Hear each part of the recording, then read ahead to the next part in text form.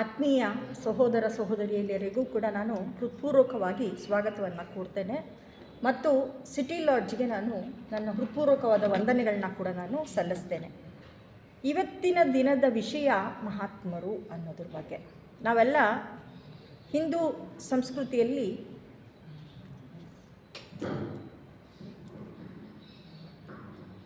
ನಾವು ಒಂದು ಶ್ಲೋಕವನ್ನು ಕೇಳ್ತೇವೆ.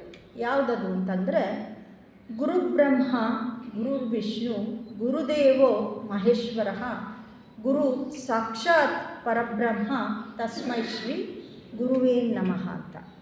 ಗುರುವನ್ನು ನಾವು ಏನಂತ ಹೇಳ್ತೀವಿ ಅಂತಂದರೆ, ಗುರುವೇ ಬ್ರಹ್ಮ, ಗುರುವೇ ವಿಷ್ಣು, ಗುರುವೇ ಮಹೇಶ್ವರ ಅಂತ ಹೇಳಿ ನಾವು ಕರಿತೀವಿ. ಬ್ರಹ್ಮ ವಿಷ್ಣು ಮಹೇಶ್ವರರಿಗಿಂತಲೂ ಮೀರಿದ ಯಾವುದಾದ್ರೂ ಇದೆಯಾ?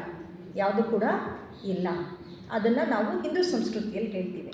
ನಮಗೆಲ್ಲರಿಗೂ ಕೂಡ ನಾವೆಲ್ಲ ಇವತ್ತಿನ ದಿನ ಸೇರಿರೋದು ಎಲ್ಲಿ ಅಂತಂದರೆ ಥಿಯಾಸಫಿಕಲ್ ಸೊಸೈಟಿನಲ್ಲಿ. ಥಿಯಾಸಫಿಕಲ್ ಸೊಸೈಟಿಯನ್ನು ಪ್ರಾರಂಭ ಮಾಡಿದ್ಯಾರು?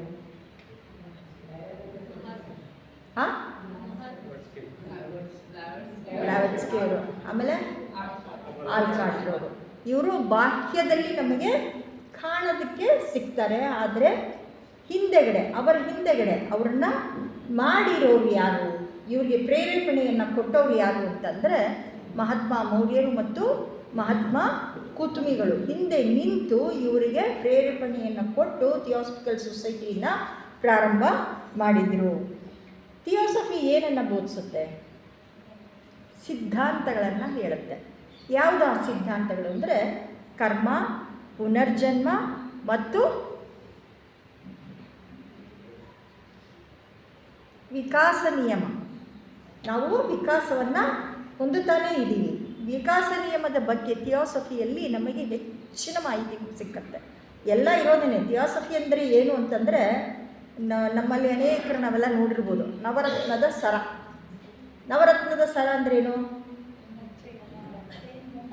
9 ಕಲರ್ ಮಣಿಗಳನ್ನ ಸೇರಿಸಿ ಒಂದು ಹಾರವಾಗಿ ಹೇಳ್ತಿರ್ತಾರೆ. ಅದೇ ರೀತಿ ಅಂದರೆ ಅದು ನವರತ್ನ ಅಂತ ಹೇಳ್ತೀವಿ. ಆದರೆ ಇಲ್ಲಿ ಈ ಪ್ರಪಂಚದಲ್ಲಿ ಅಂದರೆ ಈ ವಿಶ್ವದಲ್ಲಿ ಎಷ್ಟು ಮತಗಳಿತ್ತೋ ಎಲ್ಲ ಮತದ ಸಾರ ಸಂಗ್ರಹವನ್ನು ಥಿಯಾಸಫಿಯಲ್ಲಿ ಅಡಗಿಸಿ ಇಟ್ಟು ಥಿಯಾಸಫಿ ಅನ್ನೋ ಒಂದು ಸರವನ್ನು ಅವರು ನೇದಿದ್ದಾರೆ. ಎಲ್ಲ ಮತದ ಸಾರ ಸಂಗ್ರಹನೇ ಇರೋದು ಥಿಯಾಸಫಿಯಲ್ಲಿ. ಹೊಸದಂತ ಏನೂ ಇಲ್ಲ, ಎಲ್ಲ ಇರೋದೇನೆ. ಎಲ್ಲ ಮತದವರು ಕೂಡ ಇಲ್ಲಿಗೆ ಸೇರಬಹುದು. ಅದಕ್ಕೋಸ್ಕರನೇ ಸಾರ್ವತ್ರಿಕ ಸಹೋದರ ಭಾವ ಅಂತ ಹೇಳಿ ಅವರು ಅದನ್ನು ಮಾಡಿದ್ದಾರೆ. ಇದ್ರ ಬಗ್ಗೆ ಅವರು ಒಂದು ಕಡೆ ಹೇಳ್ತಾರೆ, ಇವಾಗ ನಾವೆಲ್ಲ ಥಿಯಾಸಫಿಕಲ್ ಸೊಸೈಟಿಯ ಸದಸ್ಯರಾಗಿದ್ದೀವಿ. ಇದಾದ ನಂತರ ಏನು ಮಾಡ್ತೀವಿ? ಇಲ್ಲಿ ಸ್ವಲ್ಪ ಆ್ಯಕ್ಟಿವ್ ಆಗಿ ಮೊದಲು ಬಂದು ಜಾಯಿನ್ ಆಗ್ತೀವಿ. ಏನೋ ಇಷ್ಟ ಆಗುತ್ತೆ, ಒಂದು ಲೆಕ್ಚರ್ಗೆ ಅಟೆಂಡ್ ಮಾಡ್ತೀವಿ. ಇಲ್ಲಿ ಏನು ಕೆಲಸ ಕಾರ್ಯ ನಡೀತಾ ಇದೆ ಅದರಲ್ಲಿ ನಾವು ಹೆಚ್ಚಿನ ಆಸಕ್ತಿಯನ್ನು ವಹಿಸ್ತೀವಿ. ಆಮೇಲೆ ಅಧ್ಯಯನವನ್ನು ಮಾಡೋದಕ್ಕೆ ಶುರು ಮಾಡ್ತೀವಿ. ಅಧ್ಯಯನ ಮಾಡ್ತಾ ಮಾಡ್ತಾ ನಮಗೇನು ಗೊತ್ತಾಗುತ್ತೆ ಅಂದರೆ, ಇಲ್ಲಿಗೆ ಸೇವೆ ಸಲ್ಲಿಸಬೇಕು ಅನ್ನೋದು ಒಂದು ನಮಗೆ ಮನದಟ್ಟಾಗತ್ತೆ.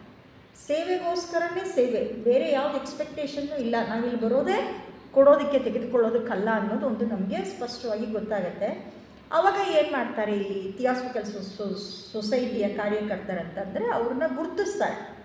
ರೆಗ್ಯುಲರಾಗಿ ಬರೋರು ನಾವು ನೋಡ್ತೀವಲ್ಲ, ಗುರುತಿಸಿದಾಗ ಏನಾಗುತ್ತೆ ಅಂತಂದರೆ ಇವರಿಗೆ ಇನ್ನೂ ಒಂದು ಸ್ವಲ್ಪ ಹೆಚ್ಚಿನ ಬೋಧೆಯನ್ನು ಸಿಕ್ಕೋದಕ್ಕೆ ಅವಕಾಶ ಮಾಡಿಕೊಡೋಣ ಅಂತ ಹೇಳ್ತಾರೆ. ಆವಾಗ ಏನು ಹೇಳ್ತಾರೆ ಅಂತಂದರೆ, ಗುಪ್ತ ವಿದ್ಯಾ ಶಾಲೆ ಅನ್ನೋದು ಒಂದಿದೆ, ಅಲ್ಲಿಗೆ ನೀವು ಹೋಗಿ ಸೇರಿಕೊಳ್ಬೋದು ಅಂತ ಹೇಳಿ ಅಲ್ಲಿಗೆ ಆಹ್ವಾನವನ್ನು ಕೊಡ್ತಾರೆ. ಅನೇಕ ಗ್ರಂಥಗಳನ್ನ ಇನ್ ಡೀಟೇಲ್ ಸ್ಟಡಿ ಅಂತ ಹೇಳಿ 10 ಗ್ರಂಥಗಳನ್ನ ಕೊಡ್ತಾರೆ. 10 ಗ್ರಂಥಗಳನ್ನ ಅವರು ವ್ಯಾಸಂಗ ಮಾಡಿದ್ಮೇಲೆ ಗುಪ್ತ ವಿದ್ಯಾಶಾಲೆಗೆ ಸೇರ್ಬೋದು.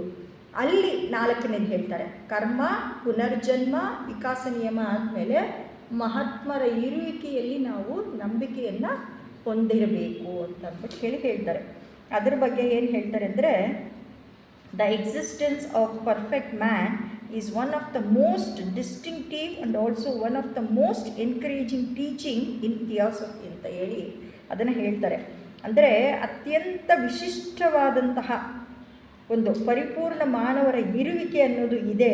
ಇದು ಅತ್ಯಂತ ಹೆಚ್ಚಿನ ಮಟ್ಟದ ಪ್ರೋತ್ಸಾಹದಾಯಕವಾದ ಬೋಧೆಯನ್ನು ನಮಗೆ ಕೊಡುತ್ತೆ. ಇದು ಬಹಳ ಆಶಾಜನಕವಾಗಿದೆ, ಉತ್ತೇಜಕಾರಿಯಾಗಿದೆ ಅಂತ ಹೇಳಿ ನಮಗೆ ಹೇಳ್ತಾರೆ. ಈ ಮಹಾತ್ಮರ ಇರುವಿಕೆಯನ್ನು ನಾವು ನಂಬಬೇಕು ಅಂತ ಅಂದ್ಬಿಟ್ಟು ನಾವು ಹೇಳ್ತಾರೆ. ನಂಬಬೇಕು, ಇದ್ದಾರೆ. ನಾವ್ಯಾರು ನೋಡಿದ್ದೀವ? ನಮ್ಮಲ್ಲಿ ಯಾರಾದರೂ ನೋಡಿದ್ದೀವ? ಇಲ್ಲ. ಆದರೆ ನಾನು ಈಗ ತಾನೇ ಅವ್ರು ನನ್ನ ಪರಿಚಯ ಮಾಡ್ಕೊಳ್ಬೇಕಾದ್ರೆ ರುಕ್ಮಿಣಿ ಕೃಷ್ಣಮೂರ್ತಿ ಅವರ ಜೊತೆ ಅವರು ಸೇರಿ ಕೆಲಸ ಮಾಡಿದರು ಅಂತ ಹೇಳಿದರು. ರುಕ್ಮಿಣಿ ಕೃಷ್ಣಮೂರ್ತಿ ಯಾರನ್ನು ನೋಡಿದರು? ಸಹೋದರ CW ಲೆಡ್ಬಿಟ್ರನ್ನ ನೋಡಿದರು ಮತ್ತು ಆ್ಯನಿ ಬೆಸೆಂಟನ್ನು ಅವರು ಸ್ವತಃ ನೋಡಿದರು. ಅವರಿಬ್ಬರು ಯಾರನ್ನ ನೋಡಿದರು? ಡೈರೆಕ್ಟಾಗಿ ಮಾಸ್ಟರ್ಸ್ ಜೊತೆ ಕಾಂಟ್ಯಾಕ್ಟ್ ಇದ್ದವರು. ಬರೀ ಬ್ಲಾವೆಟ್ಸ್ಗೆ ಅಷ್ಟೇ ಅಲ್ಲ, ಡೈರೆಕ್ಟ್ ಮಾಸ್ಟರ್ಸ್ ಜೊತೆ 1-to-1 ಕಾನ್ವರ್ಸೇಷನ್ನ ಇದ್ದಿದ್ರು, ಸಂಬಂಧ ಇಟ್ಕೊಂಡಿದ್ರು, ಎಲ್ಲವೂ ಇತ್ತು. ಸೊ ಈಗ ಮಹಾತ್ಮರಂದರೆ ಯಾರು ಅಂತ ಹೇಳಿ ತಿಳ್ಕೊಡೋದೇ ಅಂತಂದರೆ ಎ ಪರ್ಫೆಕ್ಟ್ ಮ್ಯಾನ್ ಅಂತ ಅಂದ್ಬಿಟ್ಟು ಹೇಳ್ತಾರೆ. Certain human beings who have completed their human evolution, have attained human perfection, have nothing more to learn so far as our part of the solar system is concern. ನಮ್ಮ ಈ ಸೌರ ಬ್ರಹ್ಮಾಂಡಕ್ಕೆ ಸಂಬಂಧಿಸಿದಂತೆ ಪರಿಪೂರ್ಣ ಮಾನವರು ಇದ್ದಾರೆ. ಅವರು ಮಾನವನಲ್ಲಿ ಏನೆಲ್ಲ ವಿಕಾಸವನ್ನು ಹೊಂದಬೇಕೋ ಸಂಪೂರ್ಣವಾಗಿ ಅವರು ವಿಕಾಸವನ್ನು ಹೊಂದಿಬಿಟ್ಟಿದ್ದಾರೆ. ಎಲ್ಲರೂ ಅಲ್ಲ, ಸರ್ಟನ್ ಹ್ಯೂಮನ್ ಬೀಯಿಂಗ್ಸ್ ಅಂತ ಹೇಳ್ತಾರೆ, ಕೆಲವರು ಮಾತ್ರ. ಯಾರಿಗೆ ಈ ವಿಕಾಸ ನಿಯಮದಲ್ಲಿ ಶೀಘ್ರವಾಗಿ ಮುಂದುವರಿಬೇಕು ಅಂತ ಇತ್ತೋ ಅವರು ಶೀಘ್ರವಾಗಿ ಮುಂದುವರಿದು ಪರಿಪೂರ್ಣತೆಯನ್ನು ಅವರು ಹೊಂದಿದ್ದಾರೆ. ನಮ್ಮಲ್ಲಿ ಏನಾದರೂ ಸ್ವಲ್ಪ ಕಂಟ್ರೋಲ್ ಇದೆ ಫಿಸಿಕಲ್ ಬಾಡಿನಲ್ಲಿ. ಸೂತ್ರಾತ್ಮ ಇದೆ, ಜೀವಾತ್ಮ ಇದೆ, ದೇಹಾತ್ಮ ಇದೆ. ನಮ್ಮಲ್ಲಿ ದೇಹಾತ್ಮ ಆದರೂ ಕಂಟ್ರೋಲಲ್ಲಿ ಇದೆಯಾ? ಏನಿಲ್ಲ, ಒಂದು ಲೋಟ ಕಾಫಿ ಟೀ ಅಷ್ಟೇ ಸಾಕು, ಅಡಿಕ್ಟ್ ಆಗೋಗ್ತೀವಿ. ಏನಿಲ್ಲ, ಮೊಸರು ತಿನ್ನಲೇಬೇಕು ಊಟ ಆದಮೇಲೆ, ಸ್ವೀಟ್ ಬೇಕೇ ಬೇಕು ಇವತ್ತು ನಮಗೆ, ಇಲ್ಲದೆ ಹೋದರೆ ಆಗಲ್ಲ. ಇದು ನಮ್ಮದ್ದು. ಒಂದು ಸ್ವಲ್ಪ ಮಾತು ಕಂಟ್ರೋಲ್ ಮಾಡ್ಕೊಳ್ಳೋಣ, ನಾಲ್ಗೆ ಮೇಲೆ ಹಿಡಿತಾ ಇರಲಿ.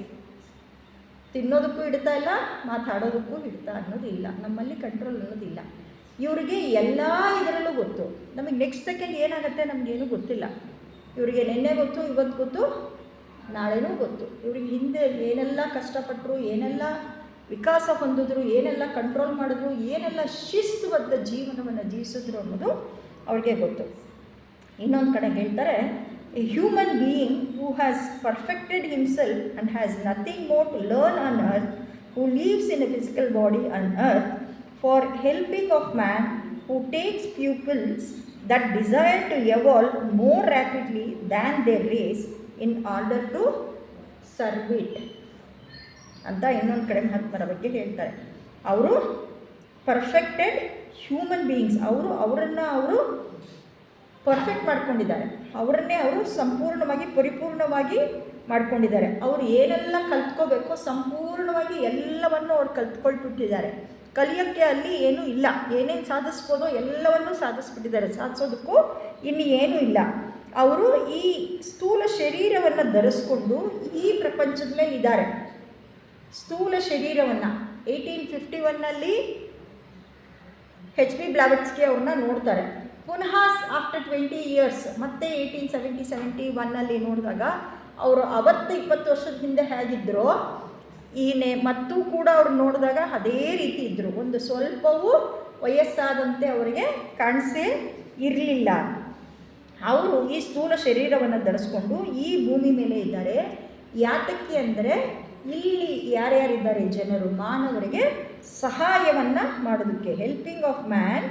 ಆಮೇಲೆ ಅವರು ಶಿಷ್ಯರನ್ನು ಸ್ವೀಕಾರ ಮಾಡಿಕೊಳ್ತಾರೆ. ಶಿಷ್ಯರನ್ನು ಸ್ವೀಕರಿಸಿ ಅವರ ಎವಲ್ಯೂಷನ್ ಅಂದರೆ ಅವರ ವಿಕಾಸವು ಆದಷ್ಟು ಶೀಘ್ರವಾಗಿ ವೇಗವಾಗಿ ನಡಿಬೇಕು. ವೇಗವಾಗಿ ಯಾತಕ್ಕೆ ನಡೆಸ್ತಾರೆ ಅಂತಂದರೆ ಅದರ ಮುಖಾಂತರ ಅವರು ಮಾನವತೆಗೆ ಹೆಚ್ಚಿನ ರೀತಿಯಲ್ಲಿ ಸಹಾಯವನ್ನು ಮಾಡ್ತಾರೆ ಅನ್ನೋ ಒಂದೇ ಒಂದು ಕಾರಣಕ್ಕೋಸ್ಕರ ಅವರು ಸ್ವೀಕಾರ ಮಾಡಿ ಸ್ವೀಕೃತ ಶಿಷ್ಯರನ್ನಾಗಿ ಮಾಡಿಕೊಂಡು ಅವರಿಗೆ ದೀಕ್ಷೆಗಳನ್ನೆಲ್ಲ ಕೊಡ್ತಾರೆ. ನಮ್ಮಲ್ಲಿ ಕೆಲವರು ನಾವು ಓದಿದ್ದೀವಿ, CW ಲೆಡ್ಬಿಟ್ರಿಗೆ ಕುಂಡಲಿನಿಯನ್ನು ಎಬ್ಬರಿಸ್ತಾರೆ. ಕುಂಡಲಿನಿ ಎಷ್ಟು ಕಾಲಕ್ಕೆ ಎಬ್ಬರಿಸ್ಬೇಕು, ಅಷ್ಟು ಎಬ್ಬರಿಸಿದ್ರ? ಇಲ್ಲ, ಅದಕ್ಕಿಂತಲೂ ಮುಂಚೆನೇ ಎಬ್ಬರಿಸ್ತಾರೆ.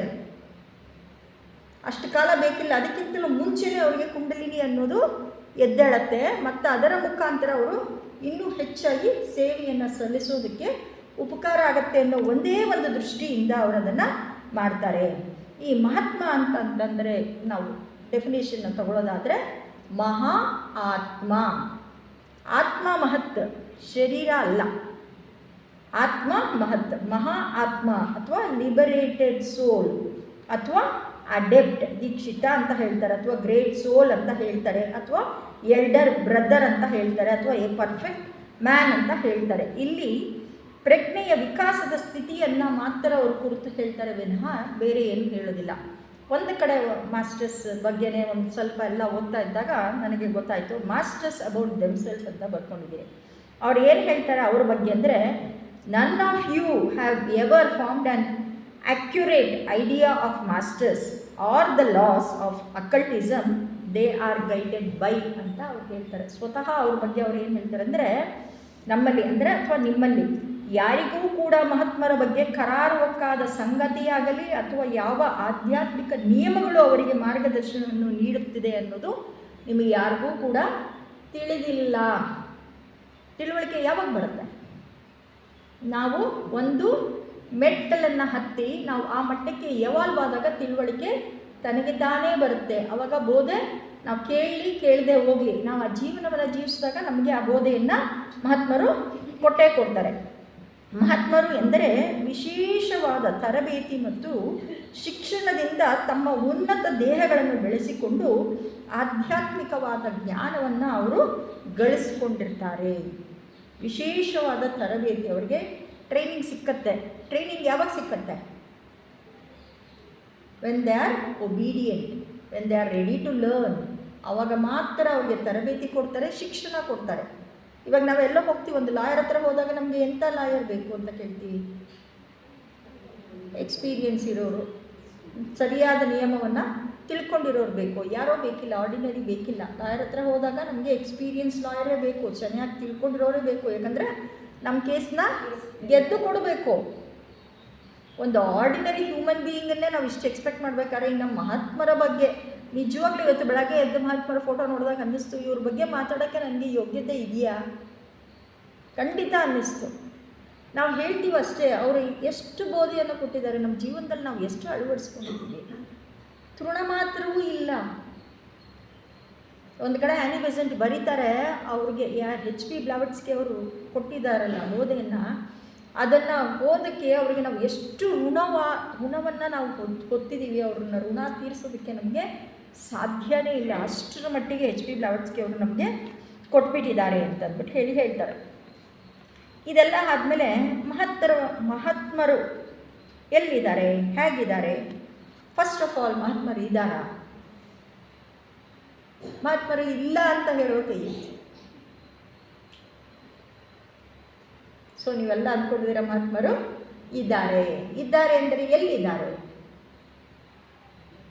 ಪ್ರಪಂಚದಲ್ಲಿ ವಿಕಾಸ ನಡೀತಲ್ಲ, ಈ ನಮ್ಮ ಭೂಮಿ ವಿಕಾಸ ನಡೆದಾಗ ಭೂಮಿಯ 7 ಜಾಗಗಳಲ್ಲಿ ಅವರು ಬಂದು ನೆಲೆ ನಿಲ್ತಾರೆ. ಅಲ್ಲಿಂದ ವಿಕಾಸ ಅನ್ನೋದು ಪ್ರಾರಂಭ ಆಗುತ್ತೆ. ಇಲ್ಲಿ ಜೀವ ವಿಕಾಸ ಹಿಂಗಾಗತ್ತೆ ಅಂದರೆ, ಮೊದಲು ಒಂದು ಅಣು ಅಮೀಬಾ ಟೈಪ್ ಒಂದಿತ್ತು, ಅದು ಕಾಲ ನಂತರ 1-2 ಆಯಿತು, ಆಮೇಲೆ 2 ಆಗಿದ್ದು ಬೆಳೀತಾ ಹೋಯಿತು, ಆಮೇಲೆ ಸೆಕ್ಸ್ ಬೈಫರ್ಕೇಷನ್ ಬಂತು, ಆಮೇಲೆ ನಮಗೆ ಸೆನ್ಸಸ್ ಎಲ್ಲ ಬರೋಕ್ಕೆ ಶುರು ಆಯಿತು. ಇವತ್ತಿನ ದಿನ ಮಾನವರಾಗಿದ್ದೀವಿ, ಮಾನವ ಅತಿ ಮಾನವರಾಗಕ್ಕೆ ಹೊರಟಿದ್ದೀವಿ. ಇದು ಎವಲ್ಯೂಷನ್, ನಮ್ಮ ಮಾನವರ ಎವಲ್ಯೂಷನ್. ಈ ಮಾನವರ ಎವಲ್ಯೂಷನ್ ಮಾಡಲಿಕ್ಕೆ ಶುಕ್ರ ಗ್ರಹದಿಂದ ಈ ಗ್ರಹಕ್ಕೆ ಬರ್ತಾರೆ 4 ಜನ ಬರ್ತಾರೆ ಮೊಟ್ಟ ಮೊದಲು ಈ ಎವಲ್ಯೂಷನ್ ಕೆಲಸವನ್ನು ಮಾಡಲಿಕ್ಕೆ. ಅವರು ಈ ಗ್ರಹದವರಲ್ಲ, ಈ ಗ್ರಹಕ್ಕೆ ಸೇರಿದವರಲ್ಲ. ಸನಕ, ಸನಂದನ, ಸನಾತನ ಮತ್ತು ಸನತ್ ಕುಮಾರರು ಬರ್ತಾರೆ. ಸನತ್ ಕುಮಾರರು ಈ ಭೂಮಿಗೆ ಹೆಡ್ಡಾಗಿ ಇವತ್ತಿನ ದಿನ ಕೆಲಸ ಮಾಡ್ತಾ ಇದ್ದಾರೆ. ಒಟ್ಟು 26 ಜನ ಜೀವನ್ಮುಕ್ತರಿದ್ದಾರೆ, ಜ್ಯೋತಿರಾಜರು ಇದ್ದಾರೆ ಈ ಭೂಮಿ ಮೇಲೆ ಅಂತ ಅಂದ್ಬಿಟ್ಟು ಹೇಳಿ ಬರ್ತಾರೆ. ಇವರು ಎಲ್ಲಿದ್ದಾರೆ ಅಂತ ಅಂದರೆ ವೈಟ್ ಲಾಡ್ಜ್ ಅಂತ ಹೇಳ್ತಾರೆ. ವೈಟ್ ಲಾಡ್ಜ್ ಅಂದರೆ ಶ್ವೇತರ್ಷಿ ಸಂಘ. ಶ್ವೇತರ್ಷಿ ಸಂಘ ಎಲ್ಲಿದೆ? ಟಿಬೆಟ್ನಲ್ಲಿದೆ, ಶಿಗಾಟ್ಸೆ ಹತ್ರ ಇದೆ, ಶಂಬಳಾನಲ್ಲಿ ಇವರು ವಾಸ ಇದ್ದಾರೆ. ಇವ್ರದ್ದು ಫೋಟೋ ಕೂಡ ಸಿಕ್ಕತ್ತೆ ನಮಗೆ. ಎಲ್ಲಿ ಸಿಕ್ಕತ್ತೆ? ಮಾಸ್ಟರ್ಸ್ ಅಂಡ್ ದ ಪಾತ್ ಗ್ರಂಥವನ್ನು ನಾವು ಓದಿದ್ರೆ ನಮಗೆ ಚೆನ್ನಾಗಿ ಗೊತ್ತಾಗುತ್ತೆ. ಮಾಸ್ಟರ್ಸ್ ಲೆಟರ್ಸ್ ಇದೆಯಾ ಅಂತಂದರೆ ಖಂಡಿತ ಇದೆ. ನಮಗೆ ಥಿಯಾಸಫಿನ ಕೊಟ್ಟಿದ್ಯಾರು? HP Blavatsky. ಯಾವುದರ ಮುಖಾಂತರ? Secret Doctrine, Isis Unveiled, Voice of the Silence, Key to Theosophy, ಎಲ್ಲನೂ ಇವ್ರು ಕೊಟ್ಟರು. ಇದಕ್ಕೆ ಮುಂಚೆ ಲೆಟರ್ ಕರೆಸ್ಪಾಂಡೆನ್ಸ್ ಇತ್ತು, ಮಾಸ್ಟರ್ಸ್ ಲೆಟರ್ಸ್ ಅನ್ನೋದು ಇತ್ತು. ಒಂದು ಕಡೆ JK ಲೈಫ್ ಅನ್ನೋದು ಒಂದಿದೆ. ಅವರ ಇದರಲ್ಲಿ ಎಷ್ಟು ಜನ ಮಹಾತ್ಮರು ಬಂದಿದ್ದಾರೆ, ಅವ್ರ ಜೊತೆ ಕರೆಸ್ಪಾಂಡೆನ್ಸ್ ಮಾಡಿದ್ದಾರೆ. ಅವರಿಗೆ ದೀಕ್ಷೆ ಕೊಡ್ತಾ ಇರ್ಬೇಕಾದ್ರೆ ಒಂದು ನಂತರ ಒಂದು ಅವ್ರಿಗೆ ಯಾವ ರೀತಿ ಮಾರ್ಪಾಡಾಗತ್ತೆ, ಅವರಿಗೆ ಗುರುಪುತ್ರ ಆಗಿ ಅಕ್ಸೆಪ್ಟ್ ಮಾಡಿಕೊಂಡಾಗ ಆ ನಕ್ಷತ್ರವನ್ನು ಬರೀ ಜಿಡು ಕೃಷ್ಣಮೂರ್ತಿ ಅವರು ಈ was going through that process. ಪಕ್ಕದಲ್ಲಿ ಅವ್ರನ್ನ ನೋಡ್ಕೊಳ್ತಿದ್ದವರು ಖಂಡಿತ ಅದನ್ನು ನೋಡಿದ್ದಾರೆ. ಎಷ್ಟೋ ಜನಕ್ಕೆ ಅದರ ಅನುಭವ ಕೂಡ ಆಗತ್ತೆ. ಒಂದು ನಕ್ಷತ್ರ ರೂಪದಲ್ಲಿ ಅವರು ಬಂದು ಹೇಳ್ತಾರೆ ಅಂತ ಹೇಳ್ತಾರೆ. ಇವತ್ತು ಈ ಇದಕ್ಕೋಸ್ಕರ ಓದ್ತಾ ಇರಬೇಕಾದ್ರೆ ಒಂದು ಕಡೆ ಲೆಡ್ಬೀಟರ್ ಅವ್ರ ಬಗ್ಗೆ ಅವ್ರು ಬರ್ಕೊಳ್ತಾರೆ, ಮಹಾತ್ಮರು ಇದ್ದಾರಾ ಅಂತ ಅನುಮಾನ ಎಲ್ಲ ಜನರಿಗೆ ಇದೆಯಲ್ಲ. ಅನುಮಾನ ಬಂದಾಗ ಅವ್ರಿಗೆ ಹೇಳ್ತಾರೆ, ನಾನು ಅವ್ರ ಮನೇಲಿ ಒಂದಿನ ವಾಸ ಇದ್ದೀನಿ. At the feet of the master ನೀವೆಲ್ಲ ಓದಿದ್ದೀರ. ಬಿಗಿನಿಂಗಲ್ಲಿ ನಾವು ಓದಿದ್ರೆ ಏನು ಗೊತ್ತಾಗುತ್ತೆ, ಜಿಡು ಕೃಷ್ಣಮೂರ್ತಿನ ಪ್ರತಿ ರಾತ್ರಿ ಕಾಮಲೋಕದಲ್ಲಿ ಅವರವ್ರನ್ನ ಹಿಮಾಲಯಕ್ಕೆ ಕರ್ಕೊಂಡು ಹೋಗ್ತಾಯಿದ್ರು. ಅಲ್ಲಿ ಅವರು ಬೋಧನೆಯನ್ನು ಕೊಡಿಸ್ತಾ ಇದ್ದರು. ಅವರು ಅದನ್ನು ತೊಗೊಂಡು ಬಂದಿದ್ದನ್ನು ಬೆಳಗ್ಗೆ ಎದ್ದು ಅವರು ಬರೆದಿಡ್ತಾ ಇದ್ರು ಅನ್ನೋದು ನಮಗೆ ಗೊತ್ತಾಗುತ್ತೆ. ಅದು ಎಲ್ಲಿ ನಡೀತಿತ್ತು, ಕಾಮಲೋಕದಲ್ಲಿ ಹಿಮಾಲಯಕ್ಕೆ ಅವರು ಕರ್ಕೊಂಡು ಹೋಗ್ತಾಯಿದ್ರು. ಮಲ್ಕೊಳ್ತಾ ಇದ್ದಿದ್ದು ಇಲ್ಲೇನೆ ಅಡಿಯಾರನ್ನಲ್ಲೇನೆ ಕರ್ಕೊಂಡು ಹೋಗ್ತಾಯಿದ್ರು. ಇವ್ರು ಹೇಳ್ತಾರೆ, ಬರೀ ಕರ್ಕೊಂಬರೋದು ಅಷ್ಟೇ ಅಲ್ಲ, ಅವ್ರ ಮನೆಯಲ್ಲಿ ಒಂದಿನ ವಾಸ ಕೂಡ ಇದ್ದಾರೆ. ಇದಕ್ಕಿನ್ನ ಬೇಕಾ? CW ಲೆಡ್ಬಿಟ್ರಿ ಎಷ್ಟು ಕಾಂಟ್ರಿಬ್ಯೂಟ್ ಮಾಡಿದ್ದಾರೆ, ಅವ್ರು ಕ್ಲೇರ್ವಾಯನ್ಸ್ ಇನ್ವೆಸ್ಟಿಗೇಷನ್ನಿಂದ ಎಷ್ಟು ಕೊಟ್ಟಿದ್ದಾರೆ ಅಂದರೆ ಅಷ್ಟರ ಮಟ್ಟಿಗೆ ಅವ್ರು ನಮಗೆ ಕೊಟ್ಟಿದ್ದಾರೆ. ಅವರು ಹೇಳ್ತಾರೆ 26 ಜನ ಜ್ಯೋತಿರ್ರಾಜರುಗಳನ್ನ ಅವರು ನೋಡಿದ್ದಾರೆ. ಇನ್ನು ಈ ಮಹಾತ್ಮರಿಗೆ ಅರ್ಹತೆ ಏನು, ಅವರ ಕ್ವಾಲಿಫಿಕೇಷನ್ಸ್ ಏನು, ಅವ್ರು ಏನು ಅಂತಂದರೆ, ಅವರು ಎಲ್ಲಿದ್ದಾರೆ ಅಂತಂದರೆ ಅವರು ಸತ್ಯದಲ್ಲಿ ಪ್ರತಿಷ್ಠಿತರಾಗಿದ್ದಾರೆ ಅಂತಂದ್ಬಿಟ್ಟು ಹೇಳ್ತಾರೆ. ಈ ಮಹಾತ್ಮರನ್ನು ಹುಡುಕೋದಕ್ಕೆ ಸಾಧ್ಯನಾ ಅಂದರೆ ಸಾಧ್ಯ ಇದೆ ಅಂತ ಹೇಳ್ತಾರೆ.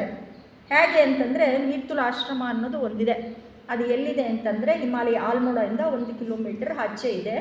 ಅಲ್ಲಿ ಒಬ್ಬರು ಮಾಧವ್ ಆಶೀಶ್ ಅಂತ ಒಬ್ಬರು ಹೆಡ್ ಆಗಿದ್ದರು. ಮಾಧವ್ ಆಶೀಶ್ 2ನೇದು ಅಥವಾ 3ನೇಯ ಮಠ ಇದೆ, ಆ ಆಶ್ರಮದ ಹೆಡ್ ಆಗಿ ಅವರು ಕೆಲಸ ಮಾಡಿದರು.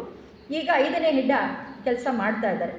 ಒಬ್ಬರು ಯಶೋದಮ್ಮ ಅಂತ ಫಸ್ಟ್ ಇದ್ದರು, ಆಮೇಲೆ ಮಾಧವ್ ಆಶೀಶ್, ಆಮೇಲೆ ದೇವಾಶೀಶ್, ಆಮೇಲೆ ಇನ್ನೂ ಒಬ್ಬರು ಇದ್ದರು, ಅವರು ಆಶೀಶ್ ಅಂತ. ಈಗ ಒಂದು ಲೇಡಿ ಹೆಡ್ ಆಗಿದ್ದಾರೆ. ಅವರು ಒಂದು ಗ್ರಂಥ ಬರೆದಿದ್ದಾರೆ, ಮ್ಯಾನ್ ಸನ್ ಆಫ್ ಮ್ಯಾನ್ ಅಂತ. ಇವರ ಗುರುಗಳು ಮತ್ತು ಸ್ವಾಮಿ ರಾಮ ಅವರ ಗುರುಗಳು ಇಬ್ಬರು ಕೂಡ ಒಬ್ಬರೇ. ಅವ್ರು ಹೇಳ್ತಾರೆ, ಜಾಗೇಶ್ವರ್ ಹತ್ರ ಒಂದು ಆಶ್ರಮಕ್ಕೆ ನಾನು ಅವಾಗ ಹೋಗ್ತಿರ್ತೀನಿ, ನನ್ನ ಶಿಷ್ಯ ಅಲ್ಲಿದ್ದಾನೆ, ಅವನಿಗೆ ನಾನು ಬೋಧನೆ ಕೊಡೋದಕ್ಕೋಸ್ಕರ ನಾನು ಹೋಗ್ತಿರ್ತೀನಿ ಅಂತ. ಅಲ್ಲಿ ಅವರು ಗುರುಗಳನ್ನು ಗುರುತಿಸುವ ಬಗ್ಗೆ ಹೇಗೆ ಅಂತ ಅವ್ರು ಹೇಳ್ತಾರೆ. The key to true recognition lies in the heart ಅಂತಂದ್ಬಿಟ್ಟು ಹೇಳ್ತಾರೆ. ಮಹಾತ್ಮರನ್ನು ನಿಜವಾಗಿಯೂ ಗುರುತಿಸುವ ಬೀಗದ ಕೈ ನಮ್ಮ ಹೃದಯದಲ್ಲಿಯೇ ಇದೆ. ಸೊ ಹೃದಯ ಪರಿಶುದ್ಧ ಮಾಡ್ಕೊಳ್ಬೇಕು. ಗೋಲ್ಡನ್ ಸ್ಟೇರ್ನಲ್ಲಿ ಫಸ್ಟ್ ವರ್ಡ್ ಏನು ಹೇಳಿದ್ದಾರೆ ಅಂದರೆ ಎ ಕ್ಲೀನ್ ಲೈಫ್, ಶುಚಿಯಾದ ಜೀವಿತ.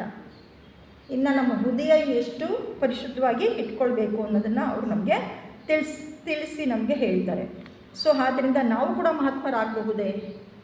ಮಹಾತ್ಮರನ್ನು ನೋಡೋದು ಒಂದು, ಹೃದಯ ಪರಿಶುದ್ಧ. ನಾವು ಮಹಾತ್ಮರಾಗಬಹುದೇ ಅಂದರೆ ಖಂಡಿತ ಆಗ್ಬೋದು.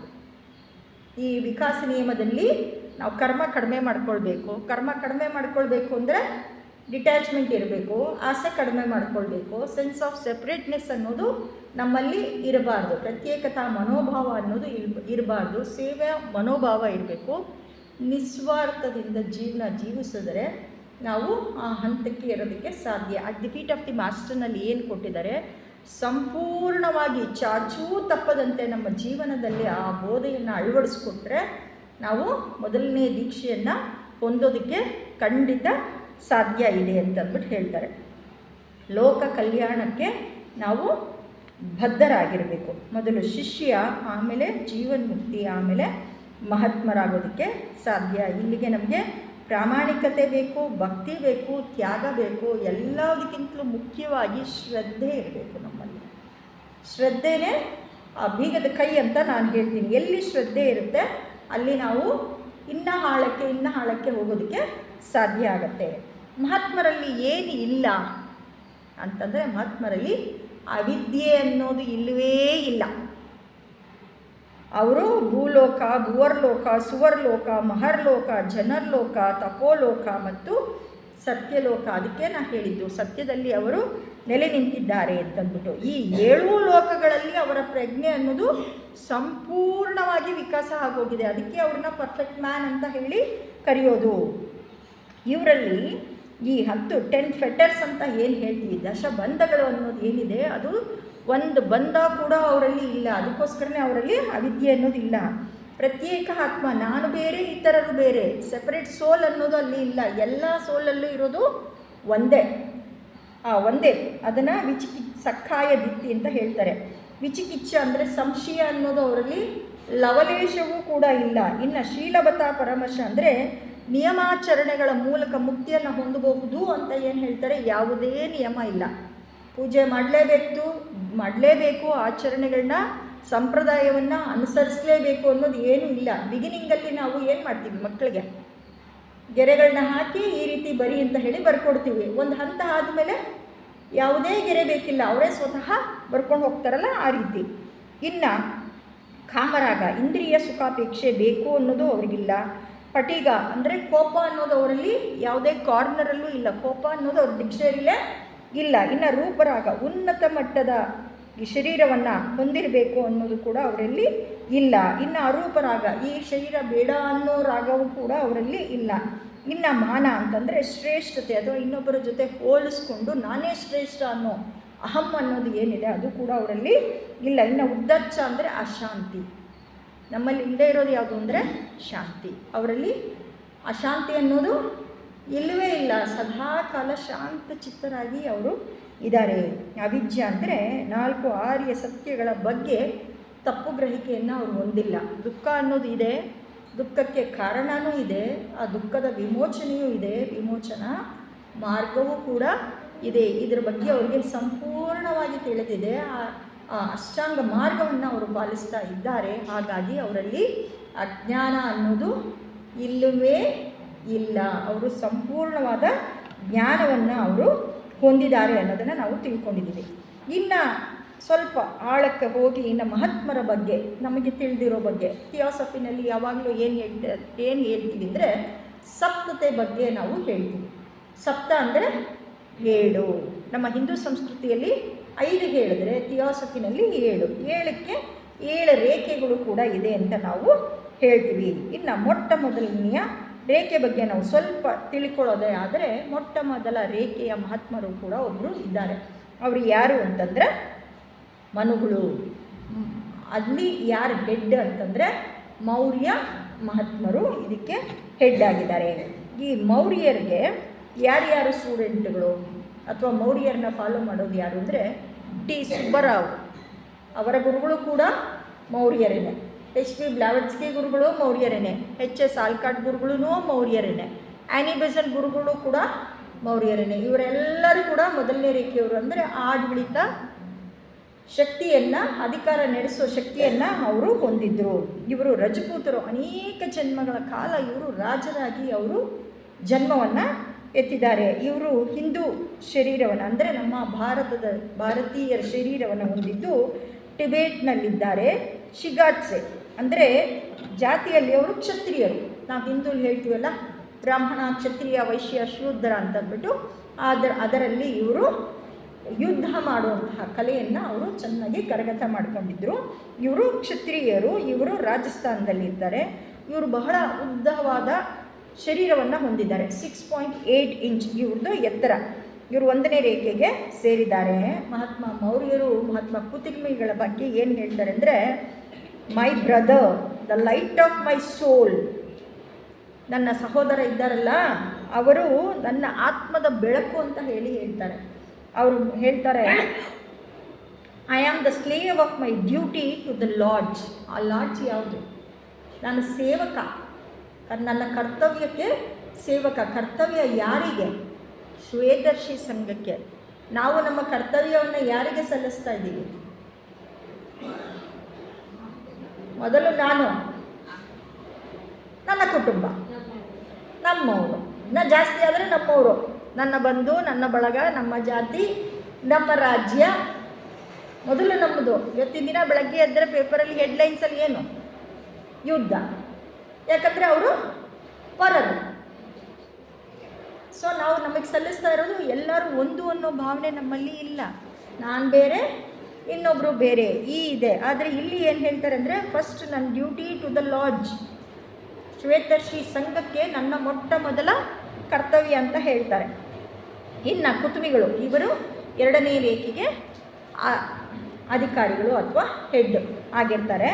ಇವ್ರನ್ನ ಕುತುಮಿ ಲಾಲ್ ಸಿಂಗ್ ಅಂತ ಹೇಳ್ತಾರೆ. ಇವರು ಕಾಶ್ಮೀರ್ನಲ್ಲಿ ಜನಿಸಿದ್ದಾರೆ, ಅಲ್ಲಿದ್ದಾರೆ.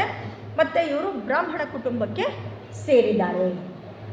ಇವ್ರದ್ದು ಮುಖ್ಯವಾದ ಬೋಧೆ ಯಾವುದು ಅಂತಂದರೆ, ಬೋಧನೆ, ಟೀಚಿಂಗ್ಸ್ ಬಗ್ಗೆ ಇವರು ತುಂಬ ಚೆನ್ನಾಗಿ ಅವರು ಕೊಡ್ತಾರೆ. ಇವರು ಹಳದಿ ಟೋಪಿ ಗೆಲುಪ್ಪ ಅಂತ ಇಲ್ಲಿ ಹೇಳ್ತಾರೆ. ಇವರು ಕೂಡ ಶಿಗಾಟ್ಸೆನಲ್ಲೇ ಇವರು ಇದ್ದಾರೆ. ಹಿಂದೂ ಈ ಶರೀರವನ್ನು ಇವರು ಹೊಂದಿದ್ದಾರೆ.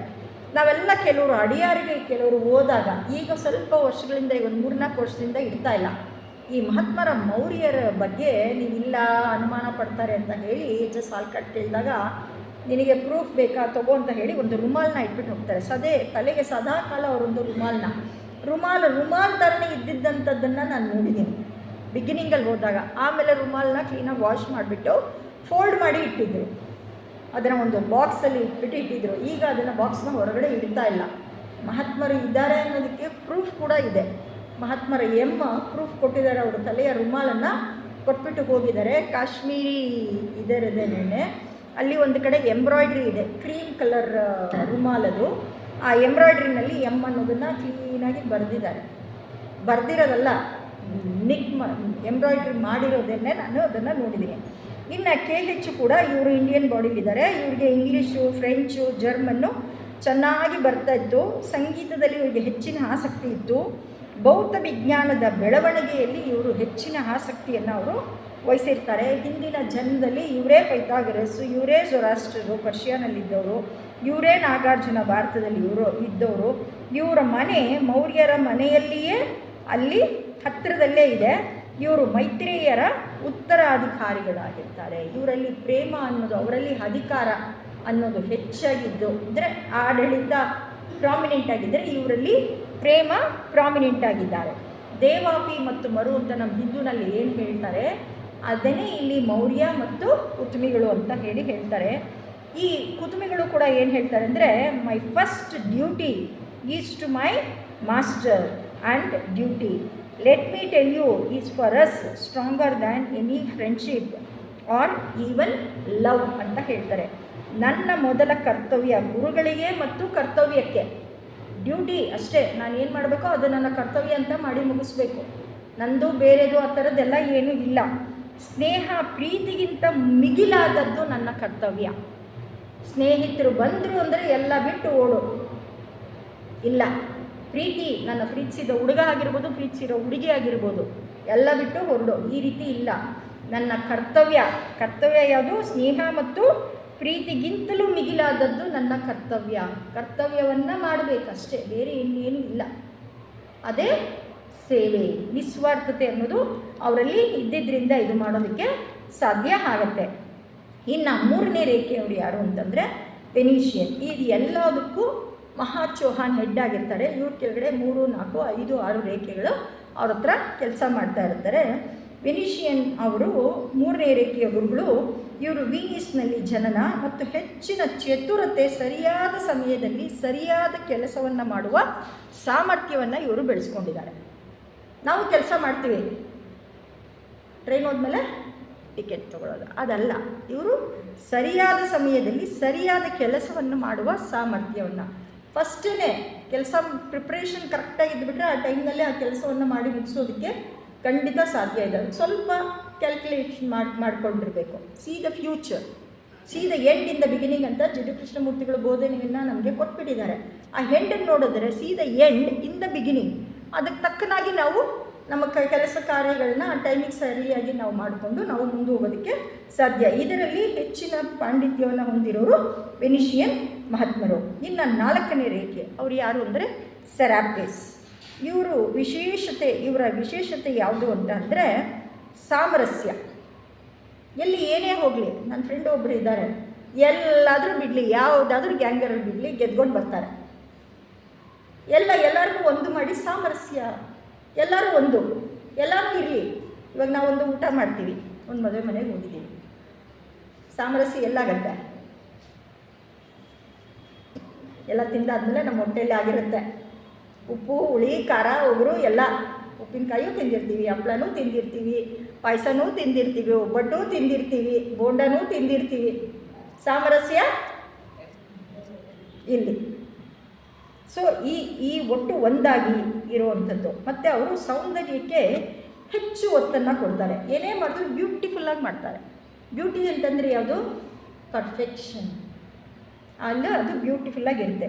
ಇವರು ಬಹಳ ಶ್ವೇತ ವರ್ಣವನ್ನು, ಅಂದರೆ ವೈಟಿಶ್ ಆಗಿದೆ ಇವ್ರ ಸ್ಕಿನ್ನು. ಇವರು ಗ್ರೀಕ್ ದೇಶದಲ್ಲಿ ಜನಿಸಿದ್ದಾರೆ. ಈಜಿಪ್ಟಿನಲ್ಲಿ ಹೆಚ್ಚು ಕೆಲಸವನ್ನು ಇವರು ನಿರ್ವಹಿಸ್ತಾ ಇದ್ದಾರೆ ಅಂತ ಹೇಳ್ಬೋದು. ಇನ್ನು 5ನೇ ರೇಖೆಯವರು ಹೈಲೇರಿಯನ್ ಅಂತಂದ್ಬಿಟ್ಟು ಅಥವಾ ಹಿಲೇರಿಯನ್ ಅಂತಂದ್ಬಿಟ್ಟು, ಇವರು Iamblichus of the neo Platonic ಸ್ಕೂಲ್ನಲ್ಲಿ ಇವರು ಇದ್ದವರು. Skilled craftsman in poetic English prose and in melodious utterance in labouring ಅಂತಂದ್ಬಿಟ್ಟು ಹೇಳ್ತಾರೆ. ಇವರು ಮೇಬೆಲ್ ಕೋಲಿನ್ಸ್ ಅಂತ ಹೇಳ್ತಾರೆ. ಅವ್ರಿಗೆ ಲೈಟ್ ಆನ್ ದ ಪಾತ್ ಪೂರ್ತಿ ಕೊಟ್ಬಿಟ್ಟು ಅವರಿಂದ ಬರೆಸಿದ್ದಾರೆ. ಫುಲ್ ಅವರೇ ಎಲ್ಲ ಟೀಚಿಂಗ್ಸ್ನ ಕೊಟ್ಟಿರೋದು. ಇವರೇನೇ H.P. ಬ್ಲಾವಟ್ಸ್ಕಿ ಅವರಿಗೆ ವಾಯ್ಸ್ ಆಫ್ ದಿ ಸೈಲೆನ್ಸ್ ಬರೆಯೋದಕ್ಕೂ ಕೂಡ ಪ್ರೇರೇಪಣೆ ಕೊಟ್ಟು ಅದನ್ನು ಗ್ರಂಥವನ್ನು ಅವರಿಂದ ಬರೆಸಿದ್ದಾರೆ. ಇವರಿಗೆ ಇಂಗ್ಲೀಷ್ ಭಾಷೆಯಲ್ಲಿ ಹೆಚ್ಚಿನ ಪರಿಣಿತಿ ಇದೆ. ಇವರು ಈಜಿಪ್ಟ್ನಲ್ಲಿ ವಾಸ ಮಾಡ್ತಾರೆ. ಕ್ರೀಟನ್ ಬಾಡಿಯಲ್ಲಿ ಇವರು ಜನಿಸಿದ್ದಾರೆ. ಹೆಚ್ಚಾಗಿ ಇವರು ವೈಜ್ಞಾನಿಕ ತಿಳುವಳಿಕೆಯಲ್ಲಿ ಪರಿಣಿತಿಯನ್ನು ಹೊಂದಿದ್ದಾರೆ. ರುಕ್ಮಿಣಿ ಕೃಷ್ಣಮೂರ್ತಿಯವರು ಯಾವಾಗಲೂ ಹೇಳೋರು, ನನಗೆ ಸ್ವಲ್ಪ ಸೈನ್ಸ್ ಮೈಂಡ್ ಇದೆ, ನನಗೆ ಸ್ವಲ್ಪ ಜಾಸ್ತಿ ಸೈನ್ಸ್ನ ತಿಳ್ಕೊಳ್ಳೋದಕ್ಕೆ. ಸೊ ನನಗನ್ಸುತ್ತೆ ನಾನು 5ನೇ ರೇಖೆಗೆ ಸೇರಿದ್ದವಳು ಇರಬೇಕು ಅಂತ ನನಗನ್ಸುತ್ತೆ ಅಂತ ಯಾವಾಗಲೂ ಹೇಳೋರು. ನಿಮಗೆ ಮಾತಾಡ್ತಾ ಇರಬೇಕಾದ್ರೆ ನಮಗಿನ್ನೇನು ಬೇರೆ ಯಾವ ಗಾಸಿಪ್ಪು ನಾವು ಮಾಡದೇ ಇದ್ದಿದ್ದರಿಂದ ನಮಗೆ ಮಾತಾಡಬೇಕಾದ್ರೆ, ಟೀ ಕುಡಿಬೇಕಾದ್ರೆ ಇದು ಮಾತ್ರ ಇರೋದು. ಇನ್ನು 6ನೇ ರೇಖೆಗೆ ಯಾರು ಮುಖ್ಯಸ್ಥರು ಅಂತಂದರೆ ಜೀಸಸ್. ನಮಗೆಲ್ಲ ಚೆನ್ನಾಗಿ ಗೊತ್ತು, ಚರ್ಚ್ಗೆಲ್ಲ ಹೋದಾಗ ಇಲ್ಲಿ ಏನು ಹೇಳ್ತಾರೆ ಅಂತಂದರೆ, ಮೊದಲ 30 ವರ್ಷಗಳು ಬ್ಯಾಪ್ಟಿಸಮ್ ಮುಂಚೆ spirit of God descended upon him and henceforth abode in him ಮಾಸ್ಟರ್ಹುಡ್ಡನ್ನು ಇವರು ಗಳಿಸಿದ್ದಾರೆ. ಕ್ರಿಶ್ಚಿಯನರು, ಕ್ರೈಸ್ತ ಮತದ ಸಂಸ್ಥಾಪಕರು. ಕ್ರಿಸ್ತ ಶಕ ಎಷ್ಟನೇ ಇಸ್ವಿದು? 2026ನೇ ಇಸ್ವಿ. ಅಂದರೆ ಕ್ರಿಸ್ತರು ಅದಕ್ಕೆ ಮುಂಚೆ ಜನಿಸಿದ್ರು ಅಂತ ನಮಗೆ ತಿಳಿದು ಬರುತ್ತೆ. ಮೈತ್ರೇಯರು ನಮಗೆಲ್ಲ ತಿಳಿದಂತೆ ಜಿಡು ಕೃಷ್ಣಮೂರ್ತಿಯವರ ಶರೀರವನ್ನು ಉಪಯೋಗಿಸ್ಕೊಂಡ್ರು. ಅದಕ್ಕೆ ಮುಂಚೆ ಇವರು ಜೀಸಸ್ ಕ್ರೈಸ್ಟ್ ಶರೀರವನ್ನು ಉಪಯೋಗಿಸ್ಕೊಂಡು ಅವರ ಮೂಲಕ ನಮಗೆ ಬೋಧನೆಯನ್ನು ಕೊಟ್ಟರು. ಇವರ ಸ್ಥಳ ಬಂದು Syria. The Master Jesus has been the guardian and shepherd of his church, guiding, inspiring, disciplining, purifying, century after century ಅಂತಂದ್ಬಿಟ್ಟು ಹೇಳ್ತಾರೆ. ಇವರು ಲೆಬನಾನ್ ಪರ್ವತದಲ್ಲಿ ಡ್ರೂಸ್ ಎನ್ನುವ ಜನರ ನಡುವೆ ಅವ್ರದ್ದು ವಾಸ ಇದೆ. ಇವರು ಭಕ್ತಿ ಪಂಥದ ಚೌಹಾಣರು. ಕ್ರೈಸ್ತ ಮತದ ವಿಶೇಷ ಉಸ್ತುವಾರಿಯನ್ನು ಇವರು ನೋಡ್ಕೊಳ್ತಾ ಇದ್ದಾರೆ. ಇವತ್ತಿನ ದಿನ ಪ್ರಪಂಚದ ಜನಸಂಖ್ಯೆಯನ್ನು ತಗೊಂಡು ಜಾತಿವಾರು ವಿಂಗಡಣೆ ಮಾಡಿದ್ರೆ ಹೆಚ್ಚಿನ ಸಂಖ್ಯೆ ಎಲ್ಲಿದ್ದಾರೆ ಅಂದರೆ ಕ್ರೈಸ್ತ ಮತದಲ್ಲಿದ್ದಾರೆ. ಅಷ್ಟು ವರ್ಷ ಕೆಳಗಡೆ ಕ್ರೈಸ್ತ ಮತದ ಬಗ್ಗೆ ನಾನು ಸರ್ವೆ ಮಾಡಿದಾಗ ನಂಬರ್ 1 ಕ್ರಿಶ್ಚಿಯನ್ಸೇ ಇದ್ದರು. ಒಂದು ಕಡೆ ಅವ್ರು ಬರೀತಾರೆ, ಇನ್ನು ಮುಂದೆ ಭವಿಷ್ಯದಲ್ಲಿ ನಂಬರ್ 1 ಆಗೋದೇ ಕ್ರಿಶ್ಚಿಯನ್. ಇಡೀ ಪ್ರಪಂಚಕ್ಕೆ ಅಂದರೆ ಮತಾಂತರ ಹೊಂದಿ ಮುಂಚೆ ಅಷ್ಟು ಜನ ಇರಲಿಲ್ಲ. ಈ ಮತಾಂತರದ ಮೂಲಕ ಅನೇಕರು ಕ್ರೈಸ್ತ ಮತಕ್ಕೆ ಸೇರ್ಕೊಂಡ್ಬಿಟ್ಟಿರೋದ್ರಿಂದ ಕ್ರೈಸ್ತ ಮತನೇ ಹೆಚ್ಚಾಗಿ ಇದೆ ಅಂತಂದ್ಬಿಟ್ಟು ಅವರು ಹೇಳ್ತಾರೆ. ಇನ್ನು 7ನೇ ರೇಖೆಯ ಮುಖ್ಯಸ್ಥರು ಯಾರು ಅಂತಂದರೆ ರಾಕೋಬ್ಝಿ ಅನ್ನೋರು, ಅಂದರೆ ಕಂಟೆ ಡಿ ಎಸ್ ಜರ್ಮನ್ ಅಂತ. ಇವರು 18th ಸೆಂಚುರಿನಲ್ಲಿ, ಅಂದರೆ ಕೇವಲ ಎರಡು ಶತಮಾನದ ಹಿಂದೆ ಬೇಕನ್ ಅನ್ನೋರು, ಅಂದರೆ 17th ಸೆಂಚುರಿನಲ್ಲಿದ್ದರು. Robertus the monk in the 16th ಸೆಂಚುರಿನಲ್ಲಿ ಇದ್ದರು. ಆಮೇಲೆ ಹ್ಯುನ್ಯಾಡಿ ಜಾನೋಸ್ ಅವರು 15th ಸೆಂಚುರಿನಲ್ಲಿದ್ದರು. ಕ್ರಿಶ್ಚಿಯನ್ ರೋಸಿಕ್ರೋಸ್ ಅವರು 14th ಸೆಂಚುರಿಯಲ್ಲಿದ್ದರು. ಇವರು ಹಂಗೇರಿಯನ್ ಅಡೆಪ್ಟ್, ಹಂಗೇರಿಯನ್ ಬಾಡಿನಲ್ಲಿ ಇವತ್ತಿಗೂ ಕೂಡ ಅವರು ಇದ್ದಾರೆ. ಇವರು ಸ್ವಲ್ಪ ಮಿಲಿಟ್ರಿ ಡ್ರೆಸ್ ಆ ಟೈಪ್ ಇವರು ಹಾಕ್ಕೊಂಡಿರ್ತಾರೆ. ಇವರು ಹಳೆಯ ಅರಮನೆಯಲ್ಲಿ, ಅಂದರೆ ಹಂಗೇರಿನಲ್ಲಿ ರಾಜ ಮನೆತನಕ್ಕೆ ಇವರು ಸೇರಿರೋ ಅಂಥವರು. ಅವರು ಆ ರಾಜ ಮನೆತನದ ಕೊನೆಯ ವಂಶಸ್ಥರು. ಈ 18ನೇ ಶತಮಾನದಲ್ಲಿ ಜನಿಸಿದ್ರು. ಇವರು ಹೆಚ್ಚು ಕೆಲಸ ಮಾಡಿರೋದು ಯಾವುದು ಅಂದರೆ ಸಂಸ್ಕಾರ ಕಾರ್ಯಗಳಿಗೆ ಸಂಬಂಧಿಸಿದ ರೇಖೆಯ ಮುಖ್ಯಸ್ಥರು ಇವರಾಗಿರ್ತಾರೆ. ರಾಜಕೀಯ ಆಧುನಿಕ ವಿಜ್ಞಾನದ ಬಗ್ಗೆ ಇವರು ಗಮನವನ್ನು ಕೊಡ್ತಾ ಇರ್ತಾರೆ. ಲ್ಯಾಟಿನ್ ಭಾಷೆ ಇವರಿಗೆ ಬಹಳ ಚೆನ್ನಾಗಿ ಅವರಿಗೆ ಗೊತ್ತಿರುತ್ತೆ. ಇದಿಷ್ಟು 7 ರೇಖೆಗೆ ಸಂಬಂಧಿಸಿದಂತೆ. ಒಟ್ಟು 26 ಜನ ಅಂತ ಹೇಳಿದ್ರಲ್ಲ, ಎಲ್ಲ ಹುಡುಕಿದಕ್ಕೆ ಸಿಕ್ಕಿದ್ದು ಬರೀ 15 ಜನರ ಇನ್ಫಾರ್ಮೇಷನ್ ಮಾತ್ರನೇ. ಇನ್ನು ನಮಗೆಲ್ಲ ಗೊತ್ತಿರೋ ಥರ ನಮ್ಮ ಭಾರತದಲ್ಲಿ ನೆಲೆಸಿ ಭಾರತವನ್ನು ನೋಡ್ಕೊಳ್ತಾ ಇರೋ ಮಹಾತ್ಮರು ಯಾರು ಅಥವಾ ಋಷಿಗಳು ಯಾರು, ಮುನಿಗಳು ಯಾರು? ಋಷಿ ಯಾರು? ಆಮೇಲೆ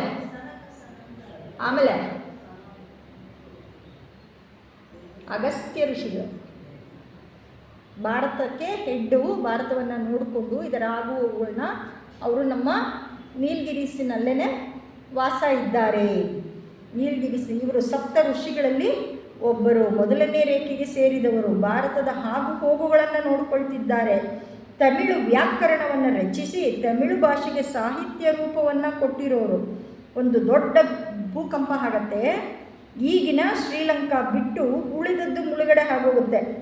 ಭಾರತವನ್ನು ರೂಪಿಸೋದಕ್ಕೆ ಇವರು ಬಹಳ ಶ್ರಮ ಪಟ್ಟಿದ್ದಾರೆ. ತಮಿಳಿನಲ್ಲಿ ತಿರುವಲ್ಲಂ ಊರಿನಲ್ಲಿ ಇವರು ವಾಸ ಇದ್ದಾರೆ. CW ಲೆಡ್ಬಿಟರು, ಟಿ ಸುಬ್ಬಾರಾವ್ ನೀಲಗಿರಿ ಆಶ್ರಮಕ್ಕೆ ಹೋಗಿ ಇವ್ರನ್ನ ಭೇಟಿ ಮಾಡಿ ಬಂದಿದ್ದಾರೆ. ಇಲ್ಲಿ ಒಬ್ಬರು ಸೆಕ್ರೆಟ್ರಿ ಇದ್ದರು, ಅವ್ರ ಹೆಸರು ನನಗೆ ಜ್ಞಾಪಕ ಇಲ್ಲ. ಒಂದ್ಸಲಿ ಅವ್ರ ಇಲ್ಲಿಯ ಹಿಂದಿನ ಸೆಕ್ರೆಟ್ರಿ ಜೊತೆ ಮಾತಾಡ್ತಾ ಇರಬೇಕಾದ್ರೆ ಅವ್ರು ಹೇಳಿದರು, ನಾನು ಹೋಗಿದ್ದೆ ನೀಲಗಿರೀಸ್ನಲ್ಲಿ. ಒಬ್ಬರು ಸಣ್ಣಕ್ಕೆ ಮಹಾ ಚೌಹಾಣ್ರು ಹೇಗೆ ರೀತಿ ಸಣ್ಣಕ್ಕಿದ್ದಾರೆ ಆ ರೀತಿ ಅವರು ಕೂಡ ಬೇಸಾಯ ಮಾಡಿಕೊಂಡು ಇದ್ದಾರೆ ಅಂತಂದ್ಬಿಟ್ಟು ಅವರು ಅದನ್ನು ಹೇಳಿದರು. ಇವರು ವ್ಯವಸ್ಥಾಪಕರು. ಭಾರತೀಯ ದೇಹವನ್ನು ಹೊಂದಿದ್ದಾರೆ, ತೆಳ್ಳಗಿದ್ದಾರೆ, ಎತ್ತರವಾಗಿದ್ದಾರೆ, ಸೇನಾಧಿಪತಿಯಂತೆ ಕಾಣ್ತಾರೆ, ತೀಕ್ಷ್ಣವಾದ ಕಣ್ಣುಗಳಿವೆ. ಭಾರತೀಯರ ಉಡುಪು ಧರಿಸಿ ತಲೆಗೆ ಬಿಳಿಯ ಬಣ್ಣದ ರುಮಾಲನ್ನು ಇವರು ಧರಿಸಿದ್ದಾರೆ ಅಂತಂದ್ಬಿಟ್ಟು ಹೇಳ್ತಾರೆ. ಅಗಸ್ತ್ಯರು ನೀಲಗಿರಿಲಿದ್ದಾರೆ. ನೆಕ್ಸ್ಟು ಮಹಾ ಚೌಹಾಣ್ರು ಕೂಡ ಇದ್ದಾರೆ. ಆಮೇಲೆ ಮೈತ್ರೇಯರ ಮನೆ ಇದೆಯಲ್ಲ, ಹಿಮಾಲಯದ ದಕ್ಷಿಣದ ಇಳಿಜಾರಿನಲ್ಲಿದ್ದು ಅಲ್ಲಿಗೆ ವಿಶಾಲವಾದ ಭಾರತದ ಭೂಪ್ರದೇಶ ಕಾಣಿಸುತ್ತೆ. ಅಲ್ಲಿ ಕಲ್ಲಿನ ಮನೆ ಇದೆ. ಇವರ ಕಣ್ಣು ನೇರಳೆ ಬಣ್ಣದ್ದು, ಹೊಂಬಣ್ಣದ ಕೂದಲು ಭುಜದಿಂದ ಇಳಿದು ಬಂದಿದೆ. ಚಿನ್ನದ ಕಲಾಬತ್ತಿನ ಬಿಳಿಯ ವಸ್ತ್ರವನ್ನು ಧರಿಸ್ತಾರೆ. ವೈವಸ್ವತ ಮನುಗಳು. ಇನ್ನು ಚಾಕ್ಷುಷ ಮನುಗಳು, ಇವರು ಹಿಂದಿನ ಮನುಗಳು. ಇವಾಗ ಯಾವ ಮನ್ವಂತರ? ವೈವಸ್ವತ ಮನ್ವಂತರ. ಹಿಂದಿನ ಮನ್ವಂತರ ಚಾಕ್ಷುಷ ಮನ್ವಂತರ. ಇವರು 4ನೇ ಮಹಾವಂಶದ ಮನುಗಳು. ವೈವಸ್ವತ ಮನುಗಳು 5ನೇ ಮಹಾವಂಶ, ಅಂದರೆ ಅದು ನಮ್ಮದು. ಇವರು ಇಲ್ಲೇ ಈ ಭೂಗ್ರಹದಲ್ಲೇ ಇವರು ಇದ್ದಾರೆ. ಚಾಕ್ಷುಷ ಮನುಗಳು ಚೀನಾ, ಜಪಾನ್, ಬರ್ಮಾ, ಸಯಾಮ್ ದೇಶದ ಜನರ ಯೋಗಕ್ಷೇಮವನ್ನು ನೋಡಿಕೊಂಡು ಚೀನಾ ದೇಶದ ಉತ್ತಮ ಕುಲದಲ್ಲಿ ಹುಟ್ಟಿ ಅದೇ ದೇಹವನ್ನು ಅವರು ಧರಿಸಿದ್ದಾರೆ. ಆದರೆ ವೈವಸ್ವತ ಮನುಗಳು 6.8 ಅವ್ರದ್ದು ಹೈಟ್, ಕಂದು ಬಣ್ಣದ ಕಣ್ಣುಗಳು. ಮೈತ್ರೇಯರ ಮನೆಯ ಹತ್ತಿರದಲ್ಲೇ ಹಿಮಾಲಯದಲ್ಲಿದ್ದಾರೆ. ಈಗಿನ ಇವರ ಕೆಲಸ 5ನೇ ಮಹಾವಂಶದ 6ನೇ ಉಪವಂಶದ ಬೆಳವಣಿಗೆಯನ್ನು ಇವರು ಮಾಡ್ತಾ ಇದ್ದಾರೆ ಅಂತಂದ್ಬಿಟ್ಟು ನಮಗೆ ಹೇಳ್ತಾರೆ. ಇನ್ನು ಜ್ವಾಲ್ಕುಲ್, ಮುಂಚೆ ಅವರು 4ನೇ ದೀಕ್ಷೆಯನ್ನು ಹೊಂದಿದ್ದರು, ಆಮೇಲೆ ಅವರಿಗೆ 5ನೇ ದೀಕ್ಷೆ ಕೂಡ ಬಂತು. ಇವರು CW ಲೆಡ್ಬಿಟರ್ಗೆ ಕುಂಡಲಿನಿಯನ್ನು ಎಬ್ಬರಿಸೋದಕ್ಕೆ ಬಹಳ ಸಹಾಯವನ್ನು ಮಾಡಿದ್ದಾರೆ. ಈ ರೇಸ್ ಬಗ್ಗೆ ಅವರೇ ನಮಗೆ ಹೆಚ್ಚಿನ ಮಾಹಿತಿಯನ್ನು ಕೊಟ್ಟಿದ್ದಾರೆ. ಎಲ್ಲಿ? ಟೆರೆಸ್ ಟಾಕ್ ಅಂತ ಅಂದ್ಬಿಟ್ಟು ಏನಿದೆ ಅಡ್ಯಾರ್ನಲ್ಲಿ, ಅಲ್ಲಿ ಹೆಚ್ಚು ಹೋಗಿ ಕೊಟ್ಟಿರೋದು ಜ್ವಾಲ್ಕುಲ್ ಮಹಾತ್ಮರೇ. ಇವರು ಪೈಥಾಗರಸ್ ಶಿಷ್ಯ. ಕ್ಲೀನಿಯಸ್ ಎಂಬ ತತ್ವಜ್ಞಾನಿಯಾಗಿರ್ತಾರೆ. ಇವರು ಕ್ರಿಸ್ತಶಕ 600ರಲ್ಲಿ ಆರ್ಯ ಸಂಘ ಎಂಬ ಬೌದ್ಧ ಗುರುವಾಗಿರ್ತಾರೆ. ಇವರು KH ಮನೆಯ ಬಳಿ ಒಂದು ಚಿಕ್ಕ ಗುಡಿಸಲಿನಲ್ಲಿ ಅವರು ವಾಸವಾಗಿದ್ದಾರೆ ಅಂತಂದ್ಬಿಟ್ಟು ನಮಗೆ ಇನ್ಫಾರ್ಮೇಷನ್ ಸಿಕ್ಕತ್ತೆ. ಇನ್ನು 1920 ಸರ್ ಥಾಮಸ್ ಮೂರ್ ಮತ್ತು ಥಾಮಸ್ ವಾಗನ್ ಅನ್ನೋರು ಇಬ್ಬರು ಶಿಷ್ಯರು ಈಗ ಜೀವನ್ಮುಕ್ತರಾಗಿರ್ತಾರಂತೆ. 19ನೇ ಶತಮಾನ ಮತ್ತು 20ನೇ ಶತಮಾನ. ಈಗ ಒಟ್ಟು ನನಗೆ ಸಿಕ್ಕಿರೋ ಇನ್ಫಾರ್ಮೇಷನ್ ಬರೀ ಈ 15 ಜನರ ಬಗ್ಗೆ ಮಾತ್ರ ನನಗೆ ಸಿಕ್ಕಿದೆ. ಎಷ್ಟು ಸಿಕ್ತೋ ಅದನ್ನು ನಾವು ಹೇಳ್ತೀವಿ. ಇನ್ನು ಗುರುಗಳು ಯಾವುದನ್ನು ಅವರು ಅನುಷ್ಠಾನ ಮಾಡ್ತಾರೆ ಅಂದರೆ ನಮ್ಮ ಥರ ಮೆಡಿಟೇಷನ್ನು ಅದು ಇದು ಎಷ್ಟು ಥರ ಮೆಡಿಟೇಷನ್ ಹೇಳಿದ್ರು ನಮಗೆ ಯಾವುದೂ ತೃಪ್ತಿ ಆಗಿಲ್ಲ. ಇಲ್ಲಿಗೆ ಹೋಗೋ, ಅಲ್ಲಿಗೆ ಹೋಗೋ, ಅಲ್ಲಿಗೆ ಹೋಗು, ಇಲ್ಲಿಗೆ ಹೋಗು. ಆದರೆ ಮಹಾತ್ಮರು ಪ್ರಾಕ್ಟೀಸ್ ಮಾಡೋ ಮೆಡಿಟೇಷನ್ ಅಂತ ಯಾವುದು ಅಂತಂದರೆ ತಾರಕ ರಾಜ ಯೋಗ, TRY ಅಂತಂದ್ಬಿಟ್ಟು ಹೇಳ್ತಾರೆ. ಇವರ ಅನುಷ್ಠಾನ ಮಾಡೋದು ಅದು. ಮೊದಲನೇ ದೀಕ್ಷೆಯಾದ ನಂತರ ಶ್ವೇತರ್ಷಿ ಸಂಘಕ್ಕೆ ನಮಗೆಲ್ಲರಿಗೂ ಕೂಡ ಪ್ರವೇಶ ಸಿಕ್ಕತ್ತೆ. At the feet of the ಮಾಸ್ಟರ್ನಲ್ಲಿ ಇರೋದು ಏನೆಲ್ಲ ಬೋಧೆ ಇದೆ ಅದನ್ನು ನಾವು ಓದ್ಕೊಂಡಿದ್ದೆ ಆದರೆ ನಮಗೆ ಮೊದಲನೇ ದೀಕ್ಷೆ ಸಿಕ್ಕತ್ತೆ. ಇನ್ನು ಮೌನವಾಣಿಯಲ್ಲಿ ಏನೆಲ್ಲ ಬೋಧೆ ಕೊಟ್ಟಿದ್ದಾರೆ ಅದನ್ನು ನಮ್ಮ ಜೀವನದಲ್ಲಿ ಅನುಷ್ಠಾನ ಮಾಡಿದ್ದೇ ಆದರೆ 4ನೇ ದೀಕ್ಷೆ ತನಕ ಅದನ್ನು ನಮ್ಮನ್ನು ಕರ್ಕೊಂಡು ಹೋಗುತ್ತೆ. ಇನ್ನು ಲೈಟ್ ಆನ್ ದಿ ಪಾತ್ನಲ್ಲಿ ಯಾವ ಬೋಧನೆಯನ್ನು ಕೊಟ್ಟಿದ್ದಾರೆ ಅದನ್ನು ನಾವು ನಮ್ಮ ಜೀವನದಲ್ಲಿ ಅನುಷ್ಠಾನ ಮಾಡಿದ್ದೇ ಆದರೆ ನಮ್ಮನ್ನು 7ನೇ ದೀಕ್ಷೆಯ ಕಡೆ ತನಕನೂ ನಮ್ಮನ್ನು ಕರ್ಕೊಂಡು ಹೋಗುತ್ತೆ. ಇದೇ ನಾವು ನಮ್ಮ ಈ ಜೀವನದಲ್ಲಿ ನಮ್ಗೆ ತಿಳ್ಕೊಂಡು ನಮ್ಮ ಪ್ರಗತಿ ಶೀಘ್ರ ಆಗಬೇಕು ಅಂದರೆ ನಾವು ಆ ರೀತಿ ಜೀವನವನ್ನು ಜೀವಿಸಬೇಕು. ಬೋಧೆಯನ್ನು ನಮಗೆ ಕೊಟ್ಟಿದ್ದಾರೆ, ಆ ಬೋಧೆಯ ಪ್ರಕಾರ ನಮ್ಮ ಜೀವನವನ್ನು ನಾವು ರೂಪಿಸ್ಕೊಂಡು ಆ ರೀತಿ ಜೀವನವನ್ನು ಜೀವನ ಮಾಡ್ಕೊಳ್ತಾ ಮುಂದುವರಿಬೇಕು. ಈ ಪ್ರಪಂಚದ ಅಥವಾ ಭೂಗೋಳದ ಆಡಳಿತಾಧಿಕಾರಿಗಳು ಕೂಡ ಇಲ್ಲೇ ಇದ್ದಾರೆ. ಪ್ರಕೃತಿ ನಿಯಮಗಳನ್ನು ಜಾರಿ ಮಾಡ್ತಾರೆ, ವಿಕಾಸ ನಿಯಮಕ್ಕೆ ಅನುಸಾರವಾಗಿ ಕೆಲಸ ಕಾರ್ಯವನ್ನು ಮಾಡ್ತಾರೆ. ವರ್ಣ ಸಂಕರ ಅಂತ ಹೇಳ್ತಾರೆ. ನಾನು ಚಿಕ್ಕ ಹುಡುಗಿ ಇದ್ದಾಗ ಒಬ್ಬ ಬ್ರಾಹ್ಮಣ ಒಬ್ಬ ಶೂದ್ರರನ್ನ ಮದುವೆ ಆದರೆ ಎಷ್ಟು ಇರೋದು. ಇವತ್ತಿನ ದಿನ ಎಲ್ಲೋ ಅಲ್ಲೊಂದು ಇನ್ನೊಂದು. ನಿನ್ನೆ ದಿವಸ ಫಸ್ಟು ಊರಲ್ಲೇ ಬಿಟ್ಟು ಓಡಿಸು ಅಲ್ವಾ, ಎಲ್ಲ ನಾವು ಸಣ್ಣ ವಯಸ್ಸಿಂದ ಕೇಳಿಸ್ಕೊಂಡು. ಇವತ್ತಿನ ದಿನ ಕಾಮನ್, ಯಾರಿಗೇನು ಅನಿಸಲ್ಲ. ಆಯಿತಾ, ನಿನಗಿಷ್ಟ ನೀನು ಹೋಗು, ಅಪ್ಪ ಅಮ್ಮನೇ ನಿಂತು ಮದುವೆ ಮಾಡಿಕೊಡ್ತಾರೆ, ಇಲ್ಲ ರಿಜಿಸ್ಟರ್ ಮ್ಯಾರೇಜ್ ಇದೆ, ರೂಲ್ಸ್ ರೆಗ್ಯುಲೇಷನ್. ಆವಾಗ ವರ್ಣ ಸಂಕರ ಆಗಬೇಕು ಅಂತಂದರೆ ಇದು ಎಲ್ಲವನ್ನೂ ಕೂಡ ಮನು ನಿಂತು ಮಾಡ್ತಾಯಿದ್ರು. ಇದೆಲ್ಲ ಕೆಲಸವನ್ನು ಬೇಕಿತ್ತು ಅವರಿಗೆ. ಅದು ಡೆವಲಪ್ ಆಗಬೇಕು ಅಂದರೆ ಇದೆಲ್ಲವನ್ನೂ ಕೂಡ ಅವರು ಮಾಡ್ತಾಯಿದ್ರು. ಈಗ ಪರಬ್ರಹ್ಮ ಅಥವಾ ಈಶ್ವರ ಸೃಷ್ಟಿಕರ್ತ ಅಂತ ಇದ್ದಾಗ ಅವರ ಕೆಳಗಡೆ ಬ್ರಹ್ಮ, ವಿಷ್ಣು, ಶಿವ ಅಂತ ಇರ್ತಾರೆ. ನಾವು ಥಿಯಾಸಫಿನಲ್ಲಿ ಯಾವಾಗಲೂ 7 7 7 ಅಂತ ಹೇಳ್ತೀವಲ್ವ. ಕೆಳಗಡೆದ 4 ಈ ಥರ ಇದ್ದರೆ ಮೇಲ್ಗಡೆದು 3 ಈ ಥರ ಇದೆ. ಆತ್ಮ, ಬುದ್ಧಿ, ಉನ್ನತ ಮನಸ್ಸು. ಕೆಳಮನಸ್ಸು, ಆಮೇಲೆ ಕಾಮಲೋಕ, ಪ್ರಾಣಮಯ ಕೋಶ, ಸ್ಥೂಲ ದೇಹ. ಇದು ಕೆಳಗಡೆ. ಇದನ್ನು ಪರ್ಸ್ನಾಲಿಟಿ ಅಂತ ಹೇಳ್ತಾರೆ. ಸ್ಥೂಲ ದೇಹ, ಪ್ರಾಣಮಯ ಕೋಶ, ಕಾಮಲೋಕ ಮತ್ತು ಕೆಳಮನಸ್ಸು. ಇದನ್ನು ನಾವು ದೇಹಾತ್ಮ ಅಂತ ಹೇಳಿದ್ರೆ, ಜೀವಾತ್ಮ, ಉನ್ನತ ಮನಸ್ಸು, ಬುದ್ಧಿ ಮತ್ತು ಆತ್ಮ. ಈ ಆತ್ಮದಲ್ಲಿ ಯಾರಿದ್ದಾರೆ ಅಂತಂದರೆ ಜಗತ್ಪ್ರಭುಗಳು, ಸನತ್ ಕುಮಾರರು ಆದಿಲೋಕದಲ್ಲಿ ನೆಲೆಸಿದ್ದಾರೆ. ಇಚ್ಛೆ ಅನ್ನೋದು ಅವರ ಸ್ವಭಾವ ಅಥವಾ ಆಡಳಿತವನ್ನು ನಡೆಸೋರು. ಇನ್ನು 2ನೇದು ಬುದ್ಧಿ, ಆತ್ಮ, ಬುದ್ಧಿ ಅಂತಂದರೆ ಇಲ್ಲಿ ಬುದ್ಧರು. ಬುದ್ಧರಿಗೆ 8ನೇ ದೀಕ್ಷೆ ಆಗಿದೆ, ಅಥವಾ ಈ ಪ್ರಪಂಚದ ಮೊಟ್ಟ ಮೊದಲ ಪುಷ್ಪ ಬುದ್ಧರು. 8ನೇ ದೀಕ್ಷೆಯನ್ನು ತೆಗೆದುಕೊಂಡಿರೋರು ನಾವು ಯಾರೂ ಇಲ್ಲ. ಈಗ ಒಂದು 2.5 ವರ್ಷ 1000 ವರ್ಷಗಳ ಹಿಂದೆ ನಾವು ಇದ್ದಿದ್ದರೆ ನಾವು ಕೂಡ ಬುದ್ಧರನ್ನು ನೋಡ್ಬೋದಿತ್ತು, ಅವರ ಬೋಧನೆಯನ್ನು ನಾವು ಹೋಗಿ ಆಲಿಸ್ಬೋದಿತ್ತು. ಬುದ್ಧರು ಹೇಳಿ ಜನಿಸಿದ್ರು. ನಮ್ಮಲ್ಲೇ ನಮ್ಮ ಭಾರತದಲ್ಲೇ ಸಿಲೋನ್ ತನಕನೂ ನಡ್ಕೊಂಡು ಬಂದರು. ಅನೇಕ ಕಡೆ ಎಲ್ಲ ಅವರು ಹೋಗಿ ಹೇಳಿದ್ದಾರೆ. ಬುದ್ಧರದ್ದು ರೆಲಿಕ್ಸ್ ಅನ್ನೋದು ಈಗಲೂ ಕೂಡ ಇದೆ ಅಂತ ಅಂದ್ಬಿಟ್ಟು ಹೇಳ್ತಾರೆ. ನೆಕ್ಸ್ಟು ಉನ್ನತ ಮನಸ್ಸಿನಲ್ಲಿ ಮಹಾಚೌಹಾನರು ಇದ್ದಾರೆ.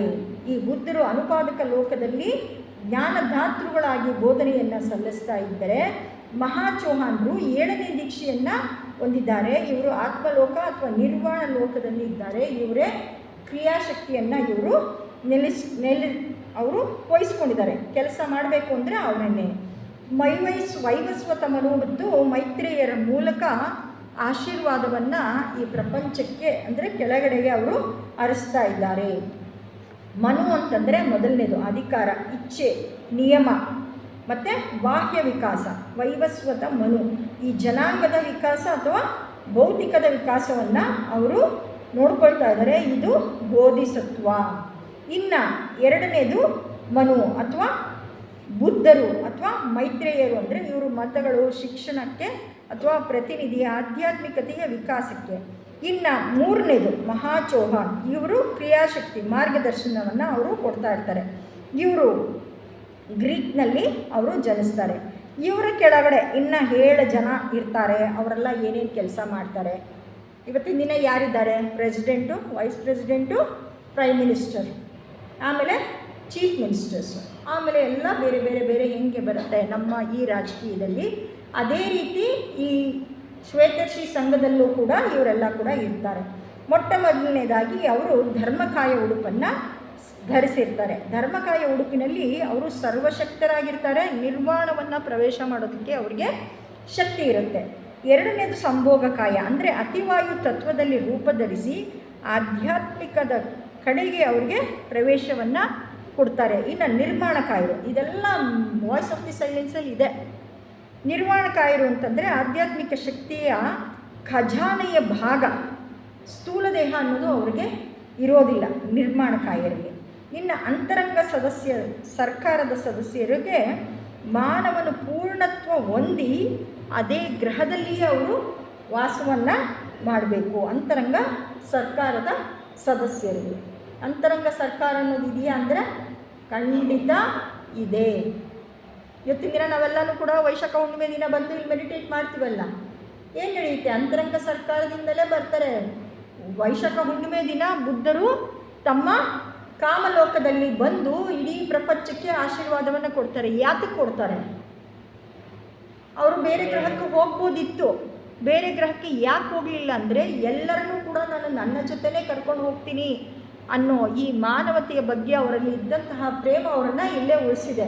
ನಾನು ಒಬ್ಬರೇ ಹೋಗಲ್ಲ, ನಿಮ್ಮನ್ನೆಲ್ಲರನ್ನೂ ಜೊತೆಲೇ ಕರ್ಕೊಂಡು ಹೋಗ್ತೀನಿ ಅಂತ ಹೇಳಿ ಅವ್ರ ಟೀಚಿಂಗ್ಸ್ನ ನಮಗೆ ಕೊಟ್ಟರು. ಅಷ್ಟೇ ಅಲ್ಲ, ವರ್ಷಕ್ಕೊಂದ್ಸಲಿ ಬಂದು ನಮಗೆ ಆಶೀರ್ವಾದವನ್ನು ಕೂಡ ಅವರು ನಮಗೆ ಕೊಡ್ತಾರೆ. ಇನ್ನು ಐದನೇದು ಕೆಲಸ ಏನು ಅಂದರೆ ರೂಪಗಳ ನಿರ್ಮಾಣ ಕಾರ್ಯದಲ್ಲಿ ಸಹಾಯ ಮಾಡಲು ಮುಂದಿನ ಕಲ್ಪಕ್ಕೂ ಕೂಡ ಅವರು ಹೋಗ್ತಾರೆ. ಅಲ್ಲೂ ಕೂಡ ರೂಪವನ್ನು ಡೆವಲಪ್ ಮಾಡಬೇಕಲ್ಲ, ಅದಕ್ಕೋಸ್ಕರ. ಇನ್ನು ದೇವತೆಗಳು, ದೇವಗಣಗಳು ಇವರೆಲ್ಲ ಇರ್ತಾರಲ್ಲ, ಇವರು ಎಲ್ಲರೂ ಕೂಡ ವಿಕಾಸ ಪಥದಲ್ಲಿ ಇರ್ತಾರೆ. ಕ್ಷುದ್ರ ದೇವತೆಗಳು ಅಂತ ಹೇಳ್ತಾರೆ. ಈಗ ನಮ್ಗೆ ಶಬ್ದ ಬರ್ತಾ ಇದೆಯಲ್ಲ, ಪೂಜೆ ಪುನಸ್ಕಾರ ಮಾಡ್ತಾರೆ. ಯಾಕೆ?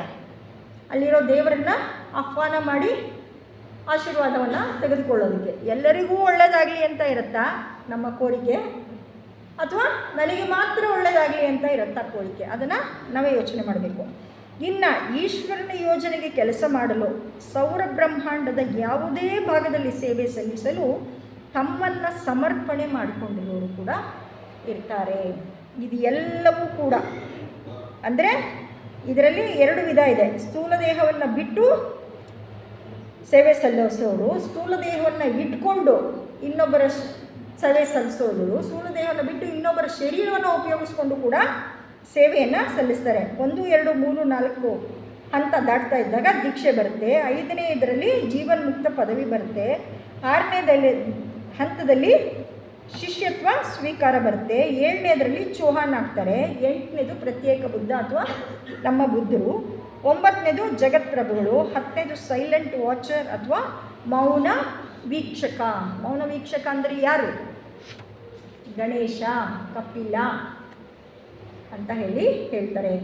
ಇನ್ನು ಶ್ವೇತರ್ಷಿ ಸಂಘದ ಸದಸ್ಯರ ಕೆಲಸ ಏನು ಅಂತ ಸ್ವಲ್ಪ ನಾವೆಲ್ಲ ತಿಳ್ಕೊಳ್ಳೋದೇ ಆದರೆ, ಶ್ವೇತರ್ಷಿ ಸಂಘಕ್ಕೆ ಹೋಗಿ ಸದಸ್ಯರಾದರೆ ಈಶ್ವರ ಸಂಕಲ್ಪವನ್ನು ಜಾರಿಗೊಳಿಸೋದು. ನಮ್ಮ ಸಂಕಲ್ಪ ಅಲ್ಲ. ಮಾಸ್ಟರ್ ಹೇಳಿರೋದೇ ಬೇರೆ, ನಾನು ಮಾಡೋದೇ ಬೇರೆ ಅಲ್ಲ. ಮಾಸ್ಟರ್ ಏನು ಹೇಳ್ತಾರೆ ಅದನ್ನು ಚಾಚೂ ತಪ್ಪದೇ ಮಾಡುವಂಥದ್ದು. ಅದು ಈಶ್ವರ ಸಂಕಲ್ಪವನ್ನು ಜಾರಿಗೊಳಿಸೋದು. ವಿಕಾಸದ ಯೋಜನೆಯನ್ನು ಕಾರ್ಯರೂಪಕ್ಕೆ ತರುವುದು. ವಿಕಾಸ ನಿಯಮ at the feet of the ಮಾಸ್ಟರ್ನಲ್ಲಿ ಏನು ಹೇಳಿದ್ದಾರೆ? There is a plan. ಆ ಪ್ಲ್ಯಾನ್ ಮಾಡಿರೋದು ಯಾರು? God's plan. What is that God's plan? Evolution. ವಿಕಾಸ ನಿಯಮ ಇದೆ, ದೇವರ ನಿಯಮ. ಯಾರ್ಯಾರು ಶ್ವೇತರ್ಷಿ ಸಂಘದ ಶಿಷ್ಯರಿರ್ತಾರೆ ಅವರವರ ಸಾಮರ್ಥ್ಯಕ್ಕೆ ಅನುಗುಣವಾಗಿ ಕೆಲಸ ಕಾರ್ಯವನ್ನು, ಸೇವೆಯನ್ನು ಸಲ್ಲಿಸ್ತಾ ಇರ್ತಾರೆ. ಇವರಿಗೆ ಈಶ್ವರನ ಶಕ್ತಿ, ಜ್ಞಾನ ಮತ್ತು ಪ್ರೇಮಗಳು ದೊರಕುತ್ತೆ. ಹಾಗಾಗಿ ಅವರು ಮಾನವ ಜನಾಂಗದ ಎಲ್ಲ ಮತಗಳು, ವಿಜ್ಞಾನ, ತತ್ವಶಾಸ್ತ್ರ, ಕಲೆ, ಸಂಸ್ಕೃತಿ ಮತ್ತು ನಾಗರಿಕತೆಗಳಿಗೆ ಮಾರ್ಗದರ್ಶನವನ್ನು ನೀಡ್ತಾ ಇರ್ತಾರೆ. ಇವತ್ತಿನ ದಿನ ಏನು ಡೆವಲಪ್ ಆಗ್ತಾ ಇದೆ? Artificial intelligence. ಇದನ್ನು ಯಾರು ಕೊಟ್ಟಿದ್ದಾರೆ? ಜಿಟಿ ಕೃಷ್ಣಮೂರ್ತಿ ಆಗಲೇ ಆರ್ಟಿಫಿಷಿಯಲ್ ಇಂಟೆಲಿಜೆನ್ಸ್ ಬಗ್ಗೆ ಕೊಟ್ಬಿಟ್ಟಿದ್ದಾರೆ. Intelligence is different, artificial intelligence is still more different. ಅದಕ್ಕೆ ಬರೀ ಟೆಕ್ನಾಲಜಿ ಸಾಕು, ಅಂತರ್ಬೋಧೆ ಅಲ್ಲ ಅದು. ಮನುಷ್ಯಂದು ಬ್ರೈನ್, ಅದಕ್ಕೆ ಲಿಮಿಟೇಷನ್ ಇದೆ. ಪ್ರೇಮ ಅನ್ನೋದಲ್ಲಿಲ್ಲ, ಬರೀ ಮಿಷಿನ್ ಥರ ಲೆಕ್ಕ ಹಾಕಿ ಆಡುತ್ತೆ, ಅದು ಅಲ್ಲ. ಈ ಶ್ವೇತರ್ಷಿ ಸಂಘದ ಸದಸ್ಯರು ಕೆಲವೊಮ್ಮೆ ತಾವೇ ಈ ಭೂಮಿಯಲ್ಲಿ ಜನ್ಮ ತೆಗೆದುಕೊಂಡು ಕಾರ್ಯ ಮಾಡ್ತಾರೆ. ಮೈತ್ರೇಯರು ಈ ಭೂಮಿಯಲ್ಲಿ ಯಾರನ್ನು ಉಪಯೋಗಿಸ್ಕೊಂಡ್ರು? ಜಿಡ್ಡು ಕೃಷ್ಣಮೂರ್ತಿಯನ್ನು ಉಪಯೋಗಿಸ್ಕೊಂಡು ಕೆಲಸ ಮಾಡಿದರು. ಕೆಲವೊಮ್ಮೆ ಬೇರೆ ಬೇರೆ ವ್ಯಕ್ತಿಗಳ ಮುಖಾಂತರ ಕೆಲಸ ಮಾಡಿಸ್ತಾರೆ. ಯಾಕಂದರೆ ಎಲ್ಲರ ಗುರಿ ಒಂದೇ, ಮಾನವ ವಿಕಾಸ. ಇದನ್ನು ಸ್ವಾಮಿ ರಾಮ ಅವರು ಬರೆದಿರೋ ಬುಕ್ಕಲ್ಲೂ ನಾವು ನೋಡ್ಬೋದು, ಅಥವಾ ದ ಯೋಗಿ ಬುಕ್ಕನ್ನು ನಾವು ತೆಗೆದು ಓದಿದ್ರು ಕೂಡ ನಮಗೆ ಇದೆಲ್ಲನೂ ಕೂಡ ಚೆನ್ನಾಗಿ ನಮಗೆ ಗೊತ್ತಾಗುತ್ತೆ. ಶಿಷ್ಯನಿಗೆ ಮೊದಲನೇ ದೀಕ್ಷೆ ಪಡ್ಕೊಳ್ಬೇಕಾದ್ರೆ ಮಹಾತ್ಮರ ಬಂದು ಕೊಡ್ತಾರಲ್ಲ, ತಲೆಯ ಮೇಲೆ ಒಂದು ನಕ್ಷತ್ರ ಕಾಣಿಸ್ಕೊಳ್ಳುತ್ತೆ. ಆ ನಕ್ಷತ್ರವೇ ದೀಕ್ಷೆಗೆ ಒಪ್ಪಿಗೆ ಸೂಚಿಸುತ್ತೆ. ಅಂದರೆ ಪ್ರಭುಗಳ ಆಶೀರ್ವಾದ ಈ ನಕ್ಷತ್ರದ ರೂಪದಲ್ಲಿ ಕೂಡ ಅದು ಕಾಣಿಸ್ಕೊಳ್ಳುತ್ತೆ. ಇದನ್ನು ಹೋದ ತರಗತಿಯಲ್ಲಿ ನಾನು ಜಿಡ್ಡು ಕೃಷ್ಣಮೂರ್ತಿ ಅವ್ರದ್ದು ಇನ್ಸ್ಟಿಟ್ಯೂಷನ್ ಬಗ್ಗೆ ಹೇಳಬೇಕಾದ್ರೆ ಹೇಳಿದ್ದೆ. ಇದಕ್ಕೆ ಕ್ವಾಲಿಫಿಕೇಷನ್ ಏನಿರಬೇಕು ಅಂದರೆ, ಮೊಟ್ಟ ಮೊದಲು ಧೈರ್ಯ ಇರಬೇಕು ನಮ್ಮಲ್ಲಿ. ಧೈರ್ಯಂ ಸರ್ವತ್ರ ಸಾಧನಂ. ಸಾಮರ್ಥ್ಯ ಇರಬೇಕು, ಸಾಮರ್ಥ್ಯವನ್ನು ಗಳಿಸ್ಕೊಳ್ಬೇಕು. ವಿವೇಚನೆ, ಡಿಸ್ಕ್ರಿಮಿನೇಷನ್ ಇಲ್ಲದೆ ಹೋದರೆ ನಾವು ಮುಂದುವರಿಯೋದಕ್ಕೆ ಸಾಧ್ಯನೇ ಇಲ್ಲ. ಮತ್ತು ಸಹನೆ ಇರಬೇಕು. ಸಹನೆ ಅನ್ನೋದು ಒಂದಿದ್ದರೆ ಜಯ ಖಂಡಿತ. ಸಹನೆ ಅನ್ನೋದು, ಪೇಷನ್ಸ್ ಅನ್ನೋದನ್ನು ನಾವು ಬೆಳೆಸ್ಕೊಳ್ಬೇಕು. ದೈವಿಕ ಗುಣಗಳು ಇವೆಲ್ಲವೂ ಕೂಡ ಪ್ರಭುಗಳಿಂದ ದೊರೆತಂತಹ ಕಾಣಿಕೆಗಳು. ಒಂದು ಗ್ರಹಕಲ್ಪದಲ್ಲಿ 3 ಜನ ಜಗತ್ಪ್ರಭುಗಳು ಇರ್ತಾರೆ. ಈಗ ಇರೋದು 3ನೇವರು. ಅವರು ಯಾರು ಅಂದರೆ ಸನತ್ ಕುಮಾರರು ನಮಗೆ ಹೆಡ್ ಆಗಿರ್ತಾರೆ. ಸಿದ್ಧಾರ್ಥರು ಬುದ್ಧರಾದ ಮೇಲೆ ಜಗದ್ಗುರುಗಳಾಗಿ ಮೈತ್ರೇಯ ಮಹರ್ಷಿಗಳು ಅಧಿಕಾರವನ್ನು ವಹಿಸ್ಕೊಳ್ತಾರೆ. ಆಗ 2 ಮಹತ್ ಕಾರ್ಯ ನಡೆಯುತ್ತೆ. ಸನತ್ ಕುಮಾರ ಪ್ರಭುಗಳು ತಮ್ಮ 3 ಸಹಾಯಕರಲ್ಲಿ ಒಬ್ಬರನ್ನು ಈ ಕೂಡಲೇ ಭೂಮಿಯಲ್ಲಿ ಅವತಾರ ಎತ್ತಲು ಕಳಿಸಿದ್ದಾರೆ. ಹೇಗೆ ಅಂತಂದರೆ, ಹಾಗೆ ಬಂದ ಆ ಜ್ಯೋತಿರಾಜರು ಆದಿಶಂಕರಾಚಾರ್ಯರಾಗಿ ಜನಿಸಿ ಅದ್ವೈತ ಸಿದ್ಧಾಂತವನ್ನು ಬೋಧಿಸಿ ಭಾರತಾದ್ಯಂತ ಸಂಚರಿಸಿ ಹಿಂದೂ ಧರ್ಮವನ್ನು, ಅದರ ತತ್ವಶಾಸ್ತ್ರವನ್ನು ಪುನರ್ಜೀವಗೊಳಿಸ್ತಾರೆ. ಬುದ್ಧರದು ಕಾಮ ಶರೀರದಲ್ಲಿ ಏನೆಲ್ಲ ಇತ್ತು ಅಣುಗಳು, ಪರ್ಮನೆಂಟ್ ಆ್ಯಟಮ್ನ ಅವರು ಅಬ್ಸರ್ವ್ ಮಾಡಿಕೊಂಡು, ಮನೋಲೋಕದಲ್ಲೂ ಕೂಡ ಅವ್ರದ್ದು ಏನಿತ್ತು, ಅವರು ಸ್ಥೂಲ ಶರೀರವನ್ನು ಬರೀ ತೊಗೊಂಡ್ರು. ಬಟ್ ಅವ್ರದ್ದು ಆ್ಯಟಮ್ಸ್ ಏನೆಲ್ಲ ಇತ್ತು, ಆ ಆ್ಯಟಮ್ಸ್ನ ಅವರು ಅಬ್ಸರ್ವ್ ಮಾಡಿ ಅದನ್ನು ತನ್ನಲ್ಲಿ ಇಟ್ಕೊಂಡು ಇಡೀ ಭಾರತದ 4 ಮಠಗಳನ್ನ ಅವರು ಸ್ಥಾಪಿಸ್ತಾರೆ.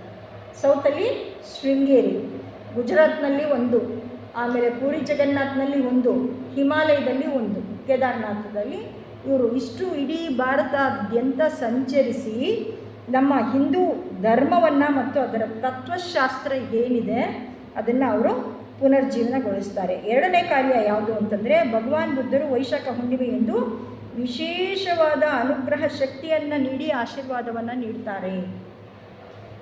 ಆ ಆಶೀರ್ವಾದವನ್ನು ನಾವು ವರ್ಟಿಕಲ್ ಪೊಸಿಷನಲ್ಲಿ ಇದ್ದು ಅದನ್ನು ನಾವು ಗ್ರಹಿಸಬೇಕಾಗಿದೆ ಅಂತ ಹೇಳ್ತಾರೆ. ಇನ್ನು ಮೈತ್ರೇಯ ಅಂದರೆ ಏನು ಅಂತಂದರೆ, ಮೈತ್ರೇಯ ಅಂದರೆ ಮೈತ್ರಿ ಭಾವ, ಕರುಣೆ ಅಂತ ಅರ್ಥ. ಭಗವಾನ್ ಬುದ್ಧರು ಬುದ್ಧ ಪದವಿಯನ್ನು ಪಡೆದ ನಂತರ ಮೈತ್ರೇಯರು ಬೋಧಿಸತ್ವ ಎಂದರೆ ಜಗದ್ಗುರುಗಳ ಪದವಿಯನ್ನು ಅವರು ಪಡಿತಾರೆ. ಇವರು ಮಾಡಿದ ಮೊದಲ ಕೆಲಸವೆಂದರೆ ಭಗವಾನ್ ಬುದ್ಧರು ಈ ಪ್ರಪಂಚದಲ್ಲಿ ಹರಿಸಿದ್ದ ಆಧ್ಯಾತ್ಮಿಕ ಸ್ಪಂದಗಳ ಪ್ರಯೋಜನವನ್ನು ಪಡೆದುಕೊಂಡು ಏಕಕಾಲದಲ್ಲೇ, ಅಂದರೆ ಒಂದ್ಸಲೆ ಅನೇಕ ಮಹಾಪುರುಷರು ಪ್ರಪಂಚದ ವಿವಿಧ ಕಡೆಗಳಲ್ಲಿ ಅವತಾರವೆತ್ತುವಂತೆ ಮಾಡ್ತಾರೆ. ಶ್ರೀ ಶಂಕರಾಚಾರ್ಯರಿದ್ದಾರೆ, ಮಹಾವೀರರಿದ್ದಾರೆ, ಆಯಿತಾ, ಮಿತ್ರ ಅನ್ನೋರಿದ್ದಾರೆ ಪರ್ಷಿಯಾನಲ್ಲಿ, ಚೀನಾದಲ್ಲಿ ಲಯೋಟ್ಸೆ ಅನ್ನೋರಿದ್ದಾರೆ, ಕನ್ಫ್ಯೂಷಿಯಸ್ ಇದ್ದಾರೆ, ಪುರಾತನ ಗ್ರೀಸ್ನಲ್ಲಿ ಪೈಥಾಗೊರಸ್ ಇದ್ದಾರೆ. ಸ್ವತಃ ಮೈತ್ರೇಯರು ಭಾರತದಲ್ಲಿ ಶ್ರೀಕೃಷ್ಣರಾಗಿ ಜನ್ಮವನ್ನು ಪಡೆದರು. ಗೀತೆಯ ಮೂಲಕ ಸತ್ಯ ಸಾಕ್ಷಾತ್ಕಾರದ ಮಾರ್ಗವನ್ನು ಬೋಧಿಸಿದರು. ನಂತರ ಪ್ಯಾಲೆಸ್ಟೈನ್ನಲ್ಲಿ ಕ್ರಿಸ್ತರ ಪ್ರೇಮವನ್ನು ಬೋಧಿಸಿದರು. ಇವರ ಶಿಷ್ಯರಾದ ನಾಗಾರ್ಜುನ, ಆರ್ಯ ಸಂಘ, ರಾಮಾನುಜಾಚಾರಿ, ಮಧ್ವಾಚಾರಿ, ಈವನ್ ಇಸ್ಲಾಂ ಮತ ಸಂಸ್ಥಾಪಕರು ಸಹ ಇವರ ಶಿಷ್ಯರೇ ಆಗಿದ್ದರು. ನಾವು ಅಷ್ಟೇ ಹೇಳ್ತೀವಿ ಜಾತಿ ಜಾತಿ ಜಾತಿ ಅಂತ, ಎಲ್ಲೂ ಯಾವ ಜಾತಿಯೂ ಕೂಡ ಇಲ್ಲ, ಎಲ್ಲವೂ ಕೂಡ ಒಂದೇ ಜಾತಿ, ಮಾನವ ಜಾತಿ ಅನ್ನೋದನ್ನು ನಾವು ಅರ್ಥ ಮಾಡಿಕೊಂಡ್ರೆ ಸೆನ್ಸ್ ಆಫ್ ಸೆಪ್ರೇಟ್ನೆಸ್ ಅನ್ನೋದು ಎಲ್ಲೂ ಕೂಡ ಇಲ್ಲ.